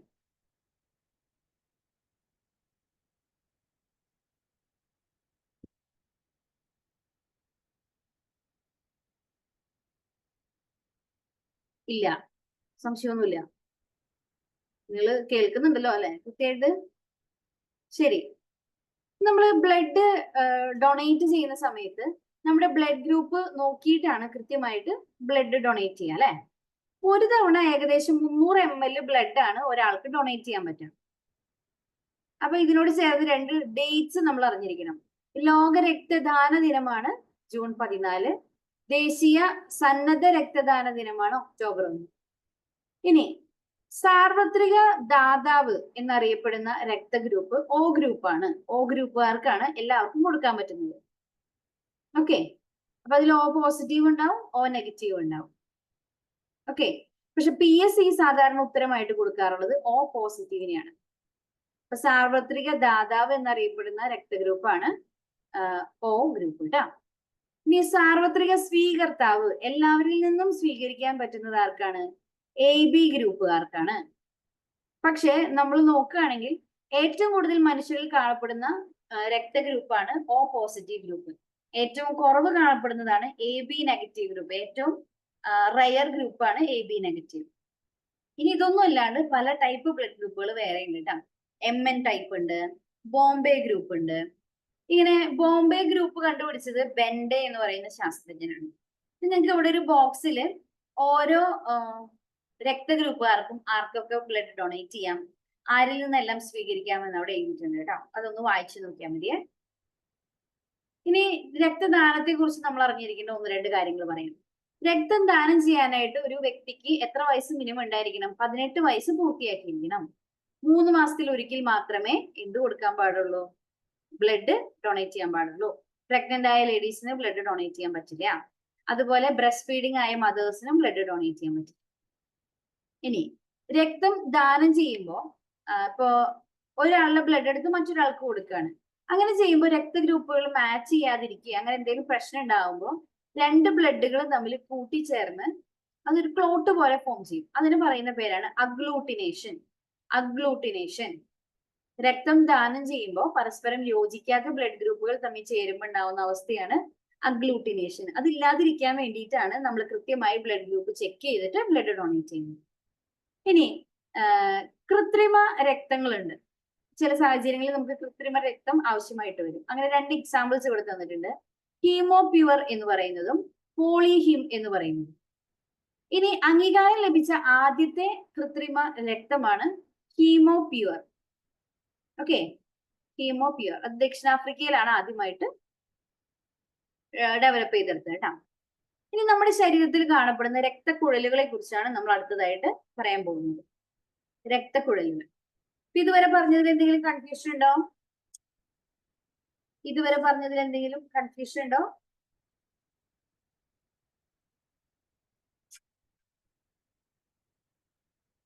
ഇല്ല, ഓക്കെയാണ്. അടുത്തതിലേക്ക് കിടക്കാലോ അല്ലെ? നമുക്ക് അടുത്തത് പറയാനുള്ളത്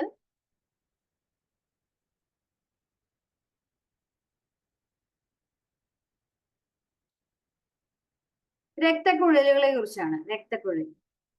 നമ്മുടെ ശരീരത്തിൽ 3 തരം രക്തക്കുഴലുകളാണ് കാണാറ് അല്ലെ?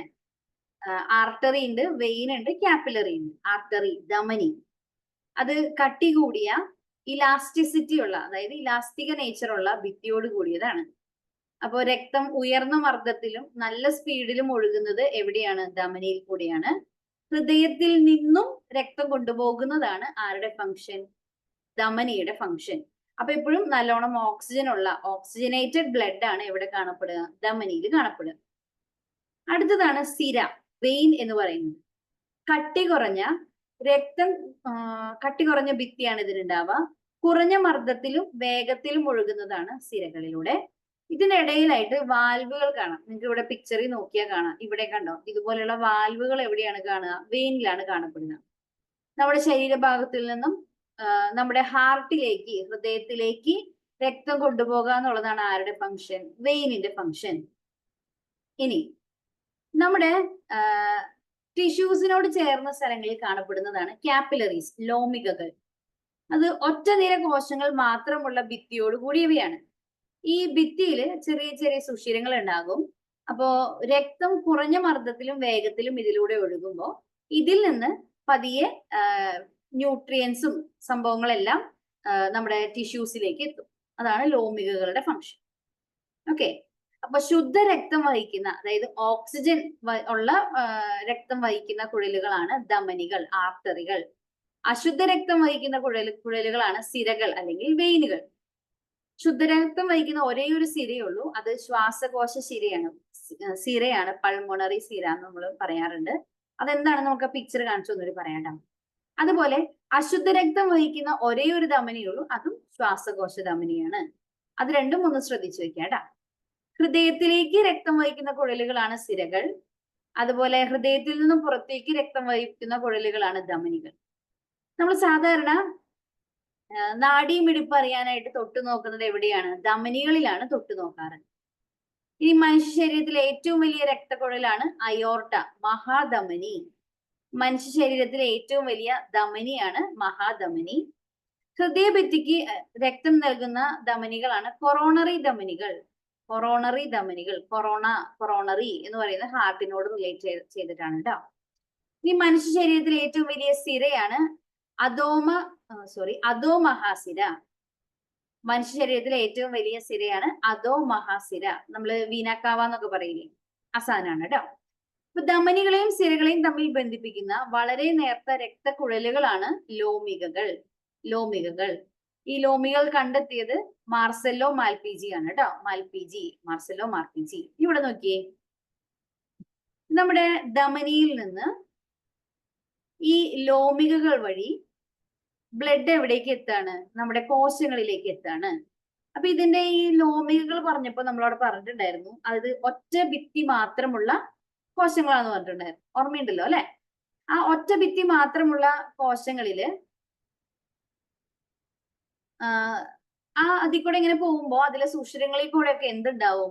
പതിയെ ബ്ലഡ് പുറത്തേക്ക്, ബ്ലഡിലെ പല കമ്പോണൻസ് പുറത്തേക്ക് ഇറങ്ങാൻ തുടങ്ങും.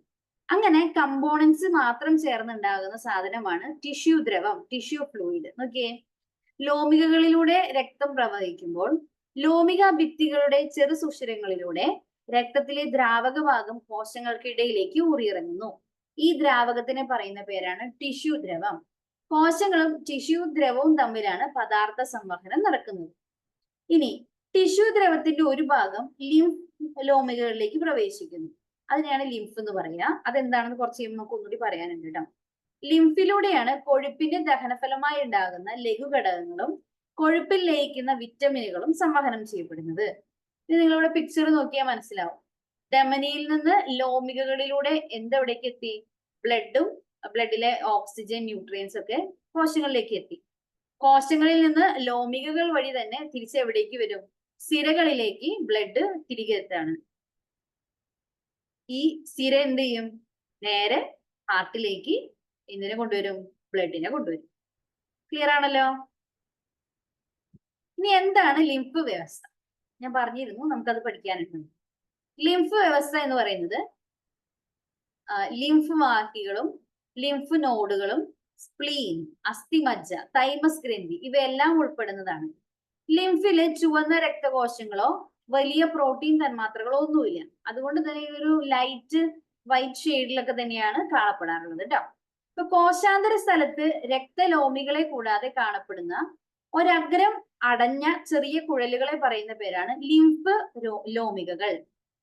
നിറമില്ലാത്ത ഒരു ദ്രാവക സംയോജക കലയാണ് ലിംഫ്, ലസിക എന്ന് പറയുന്നത്. ലോമികകളിലൂടെ രക്തം ഒഴുകുമ്പോൾ അതിൽ നിന്ന് ഊർന്നിറങ്ങുന്ന ദ്രാവകമാണ് ലിംഫായിട്ട് മാറുന്നത്. ശരിക്കും പറഞ്ഞാൽ രക്തത്തിനും അതുപോലെ തന്നെ കലകൾക്കും ഇടയിലുള്ള ഒരു ഇടനിലക്കാരനാണ് ലിംഫ് എന്ന് പറയുന്നത്. ഇനി ചെറുതും വലുതുമായ ലിംഫ് വാഹി നോഡുകളും ലിംഫും പ്ലീഹയും ചേർന്നതാണ് ലിംഫ് വ്യവസ്ഥ എന്ന് പറയുന്നത്. ഇനി ലിംഫ് വ്യവസ്ഥയിലെ ഏറ്റവും വലിയ അവയവം ഏതാണ്? പ്ലീഹ. പ്ലീഹ എന്ന് പറയുന്നത് എന്താണെന്ന് നിങ്ങൾക്ക് കൺഫ്യൂഷൻ ഉണ്ടെങ്കിൽ ഇവിടെ നോക്കിയാൽ മതി. സ്പ്ലീനെയാണ് നമ്മൾ എന്തെന്ന് വിളിക്കുക? പ്ലീഹ എന്ന് പറയുന്നത് കേട്ടോ. സ്പ്ലീൻ, അതിന്റെ സ്ഥലം ഇവിടെ ആയിട്ടാണ് സ്പ്ലീൻ കാണപ്പെടുന്നത്. ഓക്കെ, ലിവറിന്റെ സൈഡിലോട് ചേർന്നിട്ടാണ് സ്പ്ലീൻ കാണപ്പെടുന്നത്. അപ്പൊ ഈ ലിംഫാറ്റിക് സിസ്റ്റത്തിലെ ഏറ്റവും വലിയ അവയവം ഏതാണ്? പ്ലീഹയാണ്. ഇനി മനുഷ്യ ശരീരത്തിലെ ആയുധപുര എന്നറിയപ്പെടുന്ന അവയവം ഏതാണ്? പ്ലീഹയാണ്. മനുഷ്യ ശരീരത്തിലെ രക്തബാങ്ക് എന്നറിയപ്പെടുന്നത് ആരാണ്? പ്ലീഹയാണ്. മനുഷ്യ ശരീരത്തിലെ ഏറ്റവും വലിയ ലസിക ഗ്രന്ഥി ഏതാണ്? അതും പ്ലീഹയാണ്. ഈ ലിംഫിന്റെ ഒഴുക്ക് കുറയുമ്പോൾ ആ ഭാഗത്ത് ഒഡീമ ഉണ്ടാവും. ഒഡീമ എന്ന് പറഞ്ഞാൽ നീര് വെച്ച് വീർത്തിരിക്കുന്ന അവസ്ഥയാണ് ഒഡീമ എന്ന് പറയുന്നത്. നമ്മള് മന്ത് ബാധിച്ച ആളുകളെ കണ്ടിട്ടുണ്ടാവും അല്ലെ? അപ്പൊ അവരുടെ ശരീരഭാഗം ഇങ്ങനെ വീർത്തിരിക്കുന്നു. ചിലരുടെ കാലായിരിക്കും, ചിലരുടെ കൈയായിരിക്കും. അപ്പൊ ഈ മന്ത് ബാധിക്കുന്നത് ലിംഫ് വ്യവസ്ഥേനെയാണ്.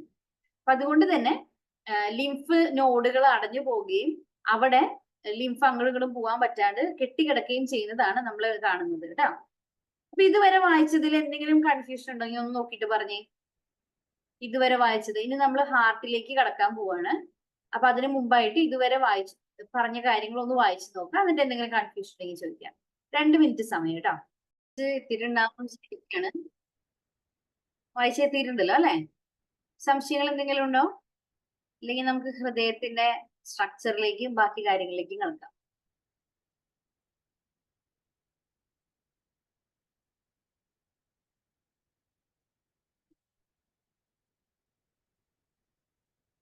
നമ്മുടെ രക്തപര്യന വ്യവസ്ഥയുടെ കേന്ദ്രം എന്നറിയപ്പെടുന്നത് ഹൃദയമാണ്. ഓക്കെ, നമ്മുടെ ഔരസാശയത്തിൽ, അതായത് തൊറാസിക് കാവിറ്റിയില് മാറലിന് പിറകിലായിട്ട് 2 ശ്വാസകോശങ്ങളുടെയും നടുവില് ഇടതുവശത്തേക്ക് അല്പം ചെരിഞ്ഞ് സ്ഥിതി ചെയ്യുകയാണ് ഹൃദയം. അപ്പൊ അതിന്റെ പൊസിഷൻ നമുക്കൊരു പിക്ചർ ആയിട്ട് ഞാൻ ഇതിൽ ആഡ് ചെയ്തിട്ടുണ്ട്. നമുക്ക് അതൊന്ന് നോക്കാം കേട്ടോ.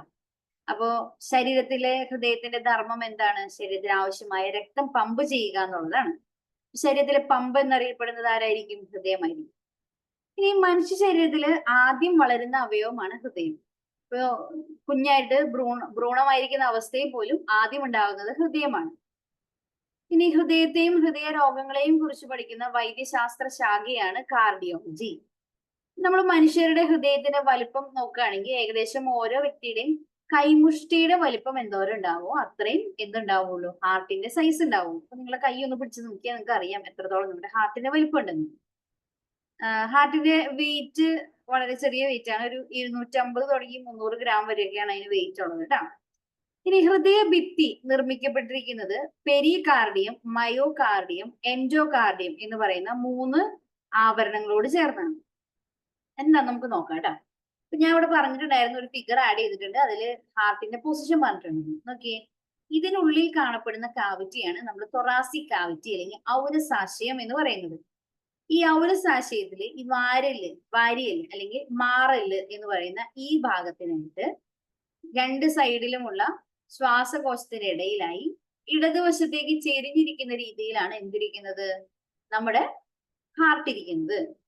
ഇനി ഹാർട്ടിനെ പൊതിഞ്ഞിരിക്കുന്ന കവറിങ്, ആ ഒരു ലെയറിനെ പറയുന്ന പേരാണ് പെരികാർഡിയം. അതൊരു ഇരട്ട സ്തരമാണ്, 2 ലെയർ ആണ് ഉണ്ടാവുന്നത്. ഈ 2 സ്ഥലങ്ങൾക്കിടയിൽ പെരികാർഡിയൽ ഫ്ലൂയിഡ് നിറഞ്ഞിട്ടുണ്ട്, പെരികാർഡിയൽ ദ്രവം. ഇപ്പൊ നമ്മുടെ ഹൃദയത്തെ ബാഹ്യക്ഷതങ്ങളിൽ നിന്ന് സംരക്ഷിക്കുക, അതുപോലെ ഹൃദയ സ്പന്ദനം മൂലം നമ്മൾ ഹാർട്ട് ഇങ്ങനെ ബീറ്റ് ചെയ്തുകൊണ്ടിരിക്കുകയാണ്, എപ്പോഴും ഇങ്ങനെ ബീറ്റ് ചെയ്തുകൊണ്ടിരിക്കുകയാണ്.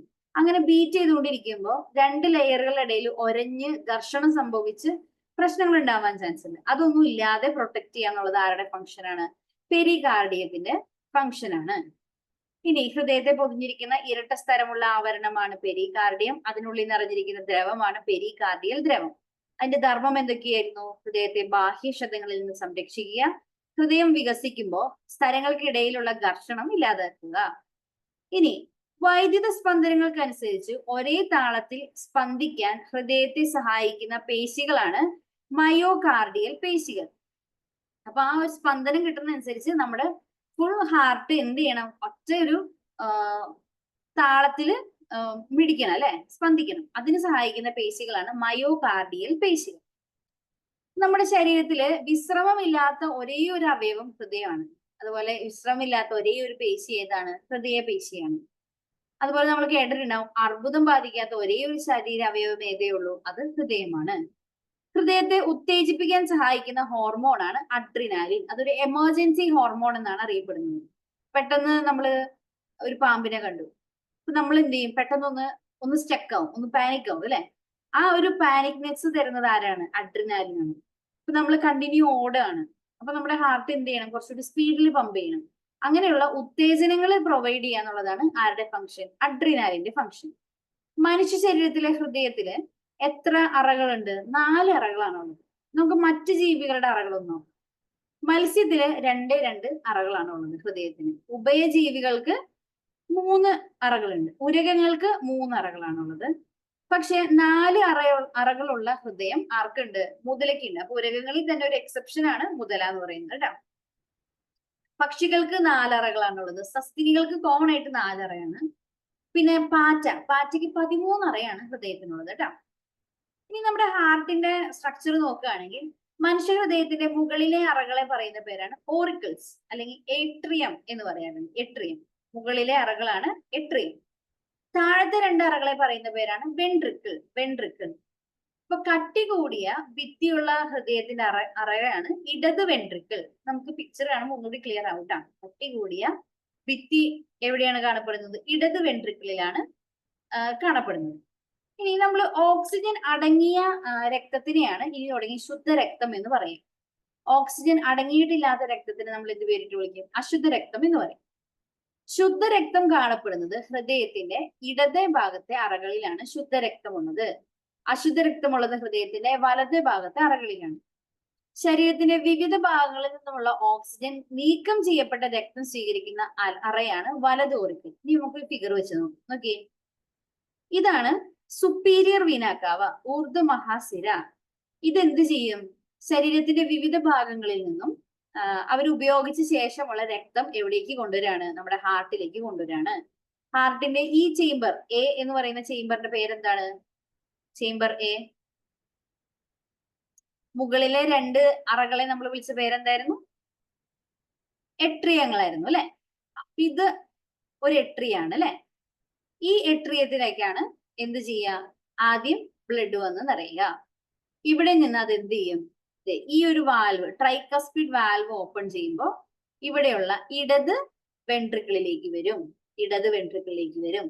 ഇടത് വെൻട്രിക്കിളിൽ നിന്ന് അതെ ഈ വാൽവ് ഓപ്പൺ ആകുമ്പോൾ, സെമി ലൂണാർ വാൽവ് ഓപ്പൺ ആകുമ്പോൾ ഇതിലൂടെ നേരെ പൾമോണറി ആർട്ടറി, അതായത് ശ്വാസകോശത്തേക്ക് കൊണ്ടുപോകുന്നത് ധമനിയാണത്. നേരെ അവിടേക്ക് ബ്ലഡ് പമ്പ് ചെയ്യും. എന്നിട്ട് ഈ ബ്ലഡ് എന്ത് ചെയ്യും? ലങ്സിൽ ചെല്ലും, ശ്വാസകോശത്തിൽ ചെല്ലും. അവിടെ നിന്ന് ഓക്സിജൻ നിറച്ച് നേരെ നമ്മുടെ മഹാധമനിയിലൂടെ, അയോർട്ടയിലൂടെ, ഇവിടെ ശ്വാസകോശ സിരയിലൂടെ എവിടേക്ക് എത്തും? റൈറ്റ് സൈഡിലുള്ള വെൻട്രിക്കിളിൽ, എട്രിയത്തിലേക്ക് എത്തും. ഈ എട്രിയത്തിൽ എത്തിയിട്ടാ. അവിടെ നിന്ന് ബൈക്കസ്പിഡ് വാൽവ് ഓപ്പൺ ആകുമ്പോൾ അത് എവിടേക്ക് വരും?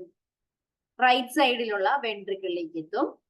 ദെൻ ഹാർട്ട് ബീറ്റ് ചെയ്യുമ്പോൾ അതെ ഇവിടെ ഒരു വാൽവ് ഉണ്ട്. ഇതിന്റെ പേരെന്താന്ന് നോക്കിയേ? Semi lunar valve. ഈ വാൽവ് ഓപ്പൺ ആവുകയും മഹാധമനിയിലേക്ക് പ്രവേശിക്കുകയും നമ്മുടെ ശരീരത്തിന്റെ വിവിധ ഭാഗങ്ങളിലേക്ക് പോവുകയും ചെയ്യും. ഇതാണ് അതിന്റെ ഒരു പ്രൊസീജിയർ. ഒന്നുകൂടി പറയാണ്, ശ്രദ്ധിച്ച് കേട്ടോളൂ കേട്ടോ.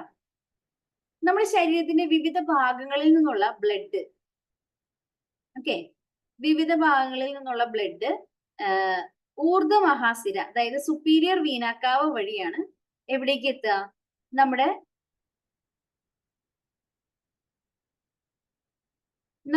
ലെഫ്റ്റ് എട്രിയത്തിലേക്ക് എത്താം. ഇത് ഈ എ എന്ന് കാണിച്ചിരിക്കുന്നതാണ് ലെഫ്റ്റ് എട്രിയം. ലെഫ്റ്റ് എട്രിയത്തില് ബ്ലഡ് വന്ന് നിറഞ്ഞു കഴിയുമ്പോൾ അവിടെ കാണുന്ന വാൽവ് ഉണ്ടല്ലോ, ഈ ട്രൈകസ്പിഡ് വാൽവ്. ഈ ട്രൈകസ്പിഡ് വാൽവ് ഓപ്പൺ ആവും. അത് എവിടേക്ക് വന്ന് നിറയും? നമ്മുടെ ലെഫ്റ്റ് വെൻട്രിക്കിളിൽ വന്ന് നിറയും.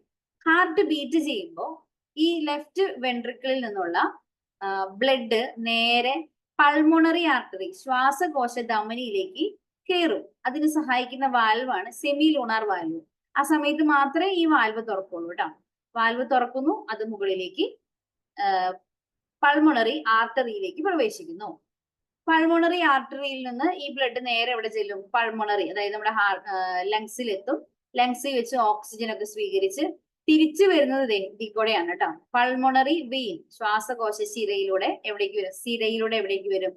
റൈറ്റ് എട്രിയത്തിലേക്ക് വരും. ബി എന്ന് പറയുന്നത് റൈറ്റ് എട്രിയമാണ്.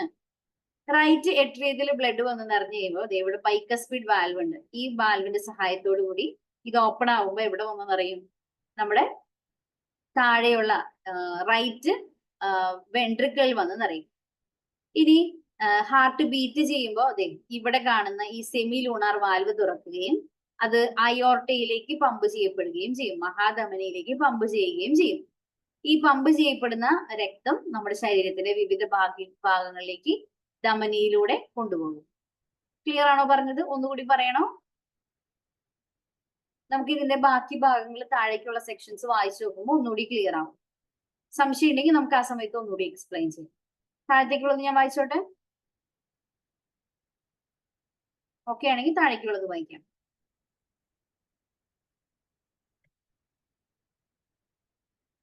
പറഞ്ഞതിൽ എന്തെങ്കിലും മിസ്റ്റേക്കോ കൺഫ്യൂഷൻ ഉണ്ടെങ്കിൽ നമുക്ക് ഇനി വായിക്കുമ്പോൾ ക്ലിയർ ചെയ്തു പോകാം. ഹൃദയത്തിന്റെ വലത്തെ ഓറിക്കിളിലേക്ക് രക്തം എത്തിക്കുന്നതാണ് സുപ്പീരിയർ വീനാക്കാവുകൾ. 2 എണ്ണമാണ് ഉള്ളത്. സുപ്പീരിയർ വീനാക്കാവയും ഇൻഫീരിയർ വീനാക്കാവയും. അതിനെ പറയുന്ന പേരാണ് ഊർധ്വ മഹാസിരയും അധോമ മഹാസിരയും. അധോ മഹാസിരയും. പേരുകൾ കൃത്യമായിട്ട് നോക്കിക്കോളൂ കേട്ടോ. ശ്വാസകോശത്തിൽ നിന്നും വരുന്ന ശുദ്ധരക്തം സ്വീകരിക്കുന്ന അറ ഏതാണ്? ഇടത് ഓറിക്കിളാണ്. ശുദ്ധരക്തം സ്വീകരിക്കുന്നത് ഇടത് ഓറിക്കിൾ. ഇനി ഹൃദയത്തിന്റെ ഇടത്തെ ഓറിക്കിളിലേക്ക് രക്തം എത്തിക്കുന്നത് ശ്വാസകോശ സിരയാണ്. ശുദ്ധരക്തം വഹിക്കുന്ന ഏക സിരയാണ് ശ്വാസകോശ സിര. അശുദ്ധരക്തം വഹിക്കുന്ന ഏക ധമനിയാണ് ശ്വാസകോശ ധമനി. നമ്മളത് ഓൾറെഡി പറഞ്ഞു. ശരീരത്തിന്റെ വിവിധ ഭാഗങ്ങളിലേക്ക് എത്തിക്കാനായിട്ട് ഇടത് വെൻട്രിക്കിളിൽ നിന്നും ശുദ്ധരക്തം പ്രവഹിക്കുന്നത് എവിടേക്കാണ്? അയോർട്ട എന്ന മഹാധമനിയിലേക്കാണ്. ഇനി ഓറിക്കിളിൽ നിന്നും വെൻട്രിക്കിളിലേക്ക് ഒഴുകുന്ന രക്തം തിരിച്ച് ഓറിക്കിളിലേക്ക് പോകാൻ പാടില്ല. അതിന് തടയുന്ന വാൽവുകളെ പറയുന്ന പേരാണ് കസ്പിഡ് വാൽവുകൾ. ഇനി ഇവിടെ നോക്കിയേ, വലത് വെൻട്രിക്കിളിന്റെയും ശ്വാസകോശ ധമനിയുടെയും ഇടയിൽ സ്ഥിതി ചെയ്യുന്നത്. എവിടെ ശ്വാസകോശ ധമനി നോക്കിയാൽ മതി. ഇതാണ് ശ്വാസകോശ ധമനി. ഈ വാൽവിനെ പറയുന്ന പേരാണ് സെമി ലൂണാർ വാൽവ്. ഇത് ഏത് തമ്മിലുള്ളതാന്ന് നോക്കി, ശ്വാസകോശ ധമനി പിന്നെ ഏതാണ് ഇടത് ഓക്കെ വലത് വെൻട്രിക്കിളിന്റെയും ഇടയിലുള്ള വാൽവാണ് ശ്വാസകോശ ധമനിക്ക് ഇടയിലുള്ള വാൽവാണ് നമ്മൾ ഈ പറഞ്ഞത്. ഓക്കെ, ഇനി ഇടതേ അറയ്ക്കും. അതാ കൃത്യമായിട്ട് ആ പേരുകൾ തന്നെ നോക്കി പഠിച്ചോളൂ. ഞാൻ റൈറ്റും ലെഫ്റ്റും പറഞ്ഞത് തിരിഞ്ഞു പോയോ? തിരിഞ്ഞു പോയി തോന്നുന്നു അല്ലേ? ഇതാണ് ഹാർട്ടിന്റെ റൈറ്റ് സൈഡ്, ഇതാണ് ഹാർട്ടിന്റെ ലെഫ്റ്റ് സൈഡ് കേട്ടോ. ഞാൻ പറഞ്ഞത് തിരിച്ചാണെന്നാണ് എന്റെ വിശ്വാസം. ഒന്നുകൂടി നമുക്ക് നോക്കാം. നോക്കിയേ, ഈ റൈറ്റ് എട്രിയം എന്ന് പറയുന്നത് ഇതാണ്. റൈറ്റ് എട്രിയവും അതുപോലെ റൈറ്റ് വെൻട്രിക്കിളും. നമ്മൾ ഹാർട്ടിൽ നിന്ന് ഈ ബ്ലഡ് ഇവിടേക്ക് പോകാവൂ, ഇവിടുന്ന് തിരിച്ചങ്ങോട്ട് പോകാൻ പാടില്ല. അതിനെ തടയാനായിട്ട് സഹായിക്കുന്ന വാൽവാണ് ട്രൈകസ്പിഡ് വാൽവ്, ഈ വാൽവ് കേട്ടോ. ഇനി അതുപോലെ ഇപ്പുറത്ത് നോക്കിയേ, ലെഫ്റ്റ് എട്രിയവും ലെഫ്റ്റ് വെൻട്രിക്കിളും അവരുടെ ഇടയിൽ ബാക്ക് ഫ്ലോ, ഇവിടെ നിന്ന് അങ്ങടേ പോകാൻ പാടുള്ളൂ, അവിടെ നിന്ന് ഇങ്ങോട്ട് വരാൻ പാടില്ല. ഓക്കെ, അങ്ങനെ പിന്നിലേക്ക് ബാക്ക് ഫ്ലോ തടയുന്ന വാൽവാണ് ഇവിടെയുള്ള ബൈകസ്പിഡ് വാൽവ്. കഴിഞ്ഞിട്ടില്ല, ഈ രണ്ടെണ്ണേ പറഞ്ഞിട്ടുള്ളൂ കേട്ടോ. അപ്പൊ ഇവിടെ പറഞ്ഞത് എന്തായിരുന്നു? റൈറ്റ് എട്രിയത്തിൽ നിന്ന് റൈറ്റ് വെൻട്രിക്കിളിലേക്ക് മാത്രമേ ബ്ലഡ് ഫ്ലോ ചെയ്യാൻ പാടുള്ളൂ, തിരിച്ച് എവിടുന്ന് പോകാൻ പാടില്ല, വെൻട്രിക്കിളിൽ നിന്ന് എട്രിയത്തിലേക്ക് പോകാൻ പാടില്ല. അതിനെ തടയുന്ന വാൽവാണ് ട്രൈകസ്പിഡ് വാൽവ്. ഇവിടെ എങ്ങനെയായിരുന്നു? ഇവിടെയും അതുപോലെ തന്നെയാണ്. ലെഫ്റ്റ് എട്രിയത്തിൽ നിന്ന് ലെഫ്റ്റ് വെൻട്രിക്കിളിലേക്ക് മാത്രമേ എന്ത് പോകാൻ പാടുള്ളൂ, ബ്ലഡ് പോകാൻ പാടുള്ളൂ, തിരിച്ചു പോകാൻ പാടില്ല. അതിനെ തടയുന്ന വാൽവാണ് ബൈകസ്പിഡ് വാൽവ്. രണ്ട് കസ്പിഡ് വാൽവുകൾ മനസ്സിലായല്ലോ. ഇനി ഇവിടെയാണ് അടുത്ത വാൽവ് വരുന്നത്. നമ്മുടെ റൈറ്റ് വെൻട്രിക്കിളിൽ നിന്ന് പൾമോണറി ആർട്ടറിയിലേക്ക്, ശ്വാസകോശ ധമനിയിലേക്ക് മാത്രമേ ബ്ലഡ് പോകാൻ പാടുള്ളൂ, അവിടെ നിന്ന് തിരിച്ചിങ്ങോട്ട് വരാൻ പാടില്ല. അതിനെ തടയുന്ന വാൽവാണ് ഇവിടെയുള്ള semi lunar valve. Semi lunar valve. ഇനി ഇവിടെ നമ്മുടെ ഓൾറെഡി ഓക്സിജനേറ്റഡ് ആയിട്ട് ബ്ലഡ് ഇരിക്കുന്നു, ഇത് പമ്പ് ചെയ്ത് ശരീരത്തിന്റെ വിവിധ ഭാഗങ്ങളിലേക്ക് കൊണ്ടുപോകാണ്. അപ്പൊ പമ്പ് ചെയ്യുമ്പോൾ അങ്ങോട്ടേ പോകാൻ പാടുള്ളൂ, തിരിച്ചു വരാൻ പാടില്ലല്ലോ. അതിനെ സഹായിക്കുന്ന ഈ വാൽവാണ് സെമി ലൂണാർ വാൽവ്. കിട്ടിയല്ലോ? അപ്പൊ ഇത് സെമി ലൂണാർ വാൽവാണ്, ഇതും സെമി ലൂണാർ വാൽവാണ്. രണ്ട് സെമി ലൂണാർ വാൽവും രണ്ട് കസ്പിഡ് വാൽവുകളുമാണ് നമ്മുടെ ശരീരത്തിലുള്ളത്. ക്ലിയർ ആണല്ലോ? ഇനി ഞാൻ താഴത്തെ പോയിന്റ്സ് ഒന്ന് വായിച്ചു നോക്കിയാൽ മതി കേട്ടോ. ട്രൈകസ്പിഡ് വാൽവ് ഉണ്ട്, ബൈകസ്പിഡ് വാൽവ് ഉണ്ട്. ഇനി ഇവിടെ ഒരു പേര് നമ്മൾ പറയുന്നുണ്ട്, നോക്കിയേ, മിട്രൽ വാൽവ് എന്നറിയപ്പെടുന്ന വാൽവാണ് ബൈകസ്പിഡ് വാൽവ്, മിട്രൽ വാൽവ്. ഇനിയുണ്ട് അയോർട്ടിക് വാൽവ് ഉണ്ട്. അത് കൃത്യമായിട്ട് വായിച്ചു നോക്കാം കേട്ടോ. നിങ്ങൾക്ക് വായിച്ചു നോക്കിയാൽ മനസ്സിലാവുന്ന കാര്യങ്ങളേ ഉള്ളൂ. സെമി ലൂണാർ വാൽവിന്റെ കറക്റ്റ് മലയാള പദമാണ് അർദ്ധ ചന്ദ്രാകാര വാൽവ് എന്ന് പറയുന്നത്.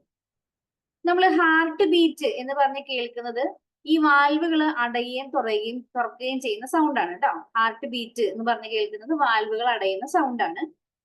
സാധാരണ ഹാർട്ട് ബീറ്റ് അറിയാനായിട്ട് നമ്മൾ ഉപയോഗിക്കുന്ന ഇൻസ്ട്രുമെന്റ് ഏതാണ്? സ്റ്റെതസ്കോപ്പ് ആണ്. അത് കണ്ടുപിടിച്ചത് ആരാണ്? റെനെ ലാനിക് ആണ് സ്റ്റെതസ്കോപ്പ് കണ്ടെത്തിയത്.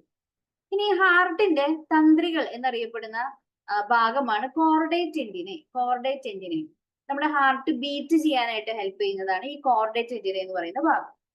അപ്പൊ ഹൃദയ അറകൾ എന്ത് ചെയ്യും? ഇങ്ങനെ സങ്കോചിക്കും. അതിനെ പറയുന്ന പേരാണ് സിസ്റ്റോൾ. വികസിക്കുന്ന അവസ്ഥ അല്ലെങ്കിൽ ഒന്ന് റിലാക്സ് ചെയ്യുന്ന അവസ്ഥയാണ് ഡയസ്റ്റോൾ. ഒരു സിസ്റ്റോളും ഒരു ഡയസ്റ്റോളും ചേർന്നതാണ് ഹൃദയ സ്പന്ദനം എന്ന് പറയുന്നത്. ഓക്കെ, സിസ്റ്റോളും ഡയസ്റ്റോളും ചേർന്നതാണ് ഒരു പൾസ് എന്നൊക്കെ നമ്മൾ പറയുന്നത് കേട്ടോ, ഒരു ഹാർട്ട് ബീറ്റ് എന്ന് നമ്മൾ പറയുന്നത്. ഓക്കെ, അപ്പൊ ഇതൊരു കാർഡിയാക് സൈക്കിൾ ആണ്. അതില് എട്രിയൽ സിസ്റ്റോൾ ഉണ്ട്, വെൻട്രിക്കിൾ സിസ്റ്റോൾ ഉണ്ട്, ജോയിന്റ് ഡയസ്റ്റോൾ ഉണ്ട്. ഈ മൂന്നും കൂടി ചേർന്നതാണ് കാർഡിയാക് സൈക്കിൾ എന്ന് പറയുന്നത്. ഒരു ഹൃദയസ്പന്ദനത്തിന് 0.8 സെക്കൻഡ് ആണ് വേണ്ടത്. മനുഷ്യ ഹൃദയം ശരിക്കും സ്പന്ദിക്കാൻ തുടങ്ങുന്നത് ഭ്രൂണത്തിന് ഒരു 4 ആഴ്ച എന്ന് പറയുമ്പോൾ ഒരു മാസം നമ്മുടെ കാൽക്കുലേഷൻ ഉണ്ടാവും. 3 വീക്കാണ് ഒരു മാസമായിട്ട് കണക്കാക്കുന്നത്. ഒരു മാസം കഴിയുമ്പോഴേക്കും 4ാമത്തെ ആഴ്ച തുടങ്ങുമ്പോഴേക്കും ഹൃദയം സ്പന്ദിച്ചു തുടങ്ങുന്നുണ്ട്. അപ്പൊ ആദ്യകാല മാസങ്ങളിലൊക്കെ ഹൃദയമിടിപ്പ്, ശിശുവിന്റെ ഹൃദയമിടിപ്പ് 1 മിനിറ്റിൽ ഏകദേശം 200 തവണയൊക്കെ ഉണ്ടാവും. പക്ഷെ പ്രായപൂർത്തിയായ ഒരാളുടെ ഹൃദയമിടിപ്പ് 1 മിനിറ്റിൽ 72 തവണ ഉണ്ടാവുള്ളൂ. ഓക്കെ, ഹൃദയം ഒരു തവണ സങ്കോചിക്കുമ്പോൾ എന്ന് പറഞ്ഞാൽ ഇങ്ങനെ കംപ്രസ് ആവുമ്പോൾ 70 മില്ലി ലിറ്റർ ബ്ലഡ് ആണ് പമ്പ് ചെയ്യപ്പെടുന്നത്. ഈ ബ്ലഡ് പമ്പ് ചെയ്യാനായിട്ട് അല്ലെങ്കിൽ നമ്മുടെ ഹാർട്ടിന്റെ പ്രവർത്തനങ്ങളെ നിയന്ത്രിക്കുന്ന ബ്രെയിനിന്റെ ഭാഗം ഏതാ നമ്മൾ കഴിഞ്ഞ ക്ലാസ്സിൽ പഠിച്ചിട്ടുണ്ടായിരുന്നു? മെഡുല്ല ഒബ്ലാങ്കേറ്റ ആണ്. മെഡുല്ല ഒബ്ലാങ്കേറ്റ ആണ് ഈ ഒരു ഭാഗത്തിനെ നിയന്ത്രിക്കുന്നത്.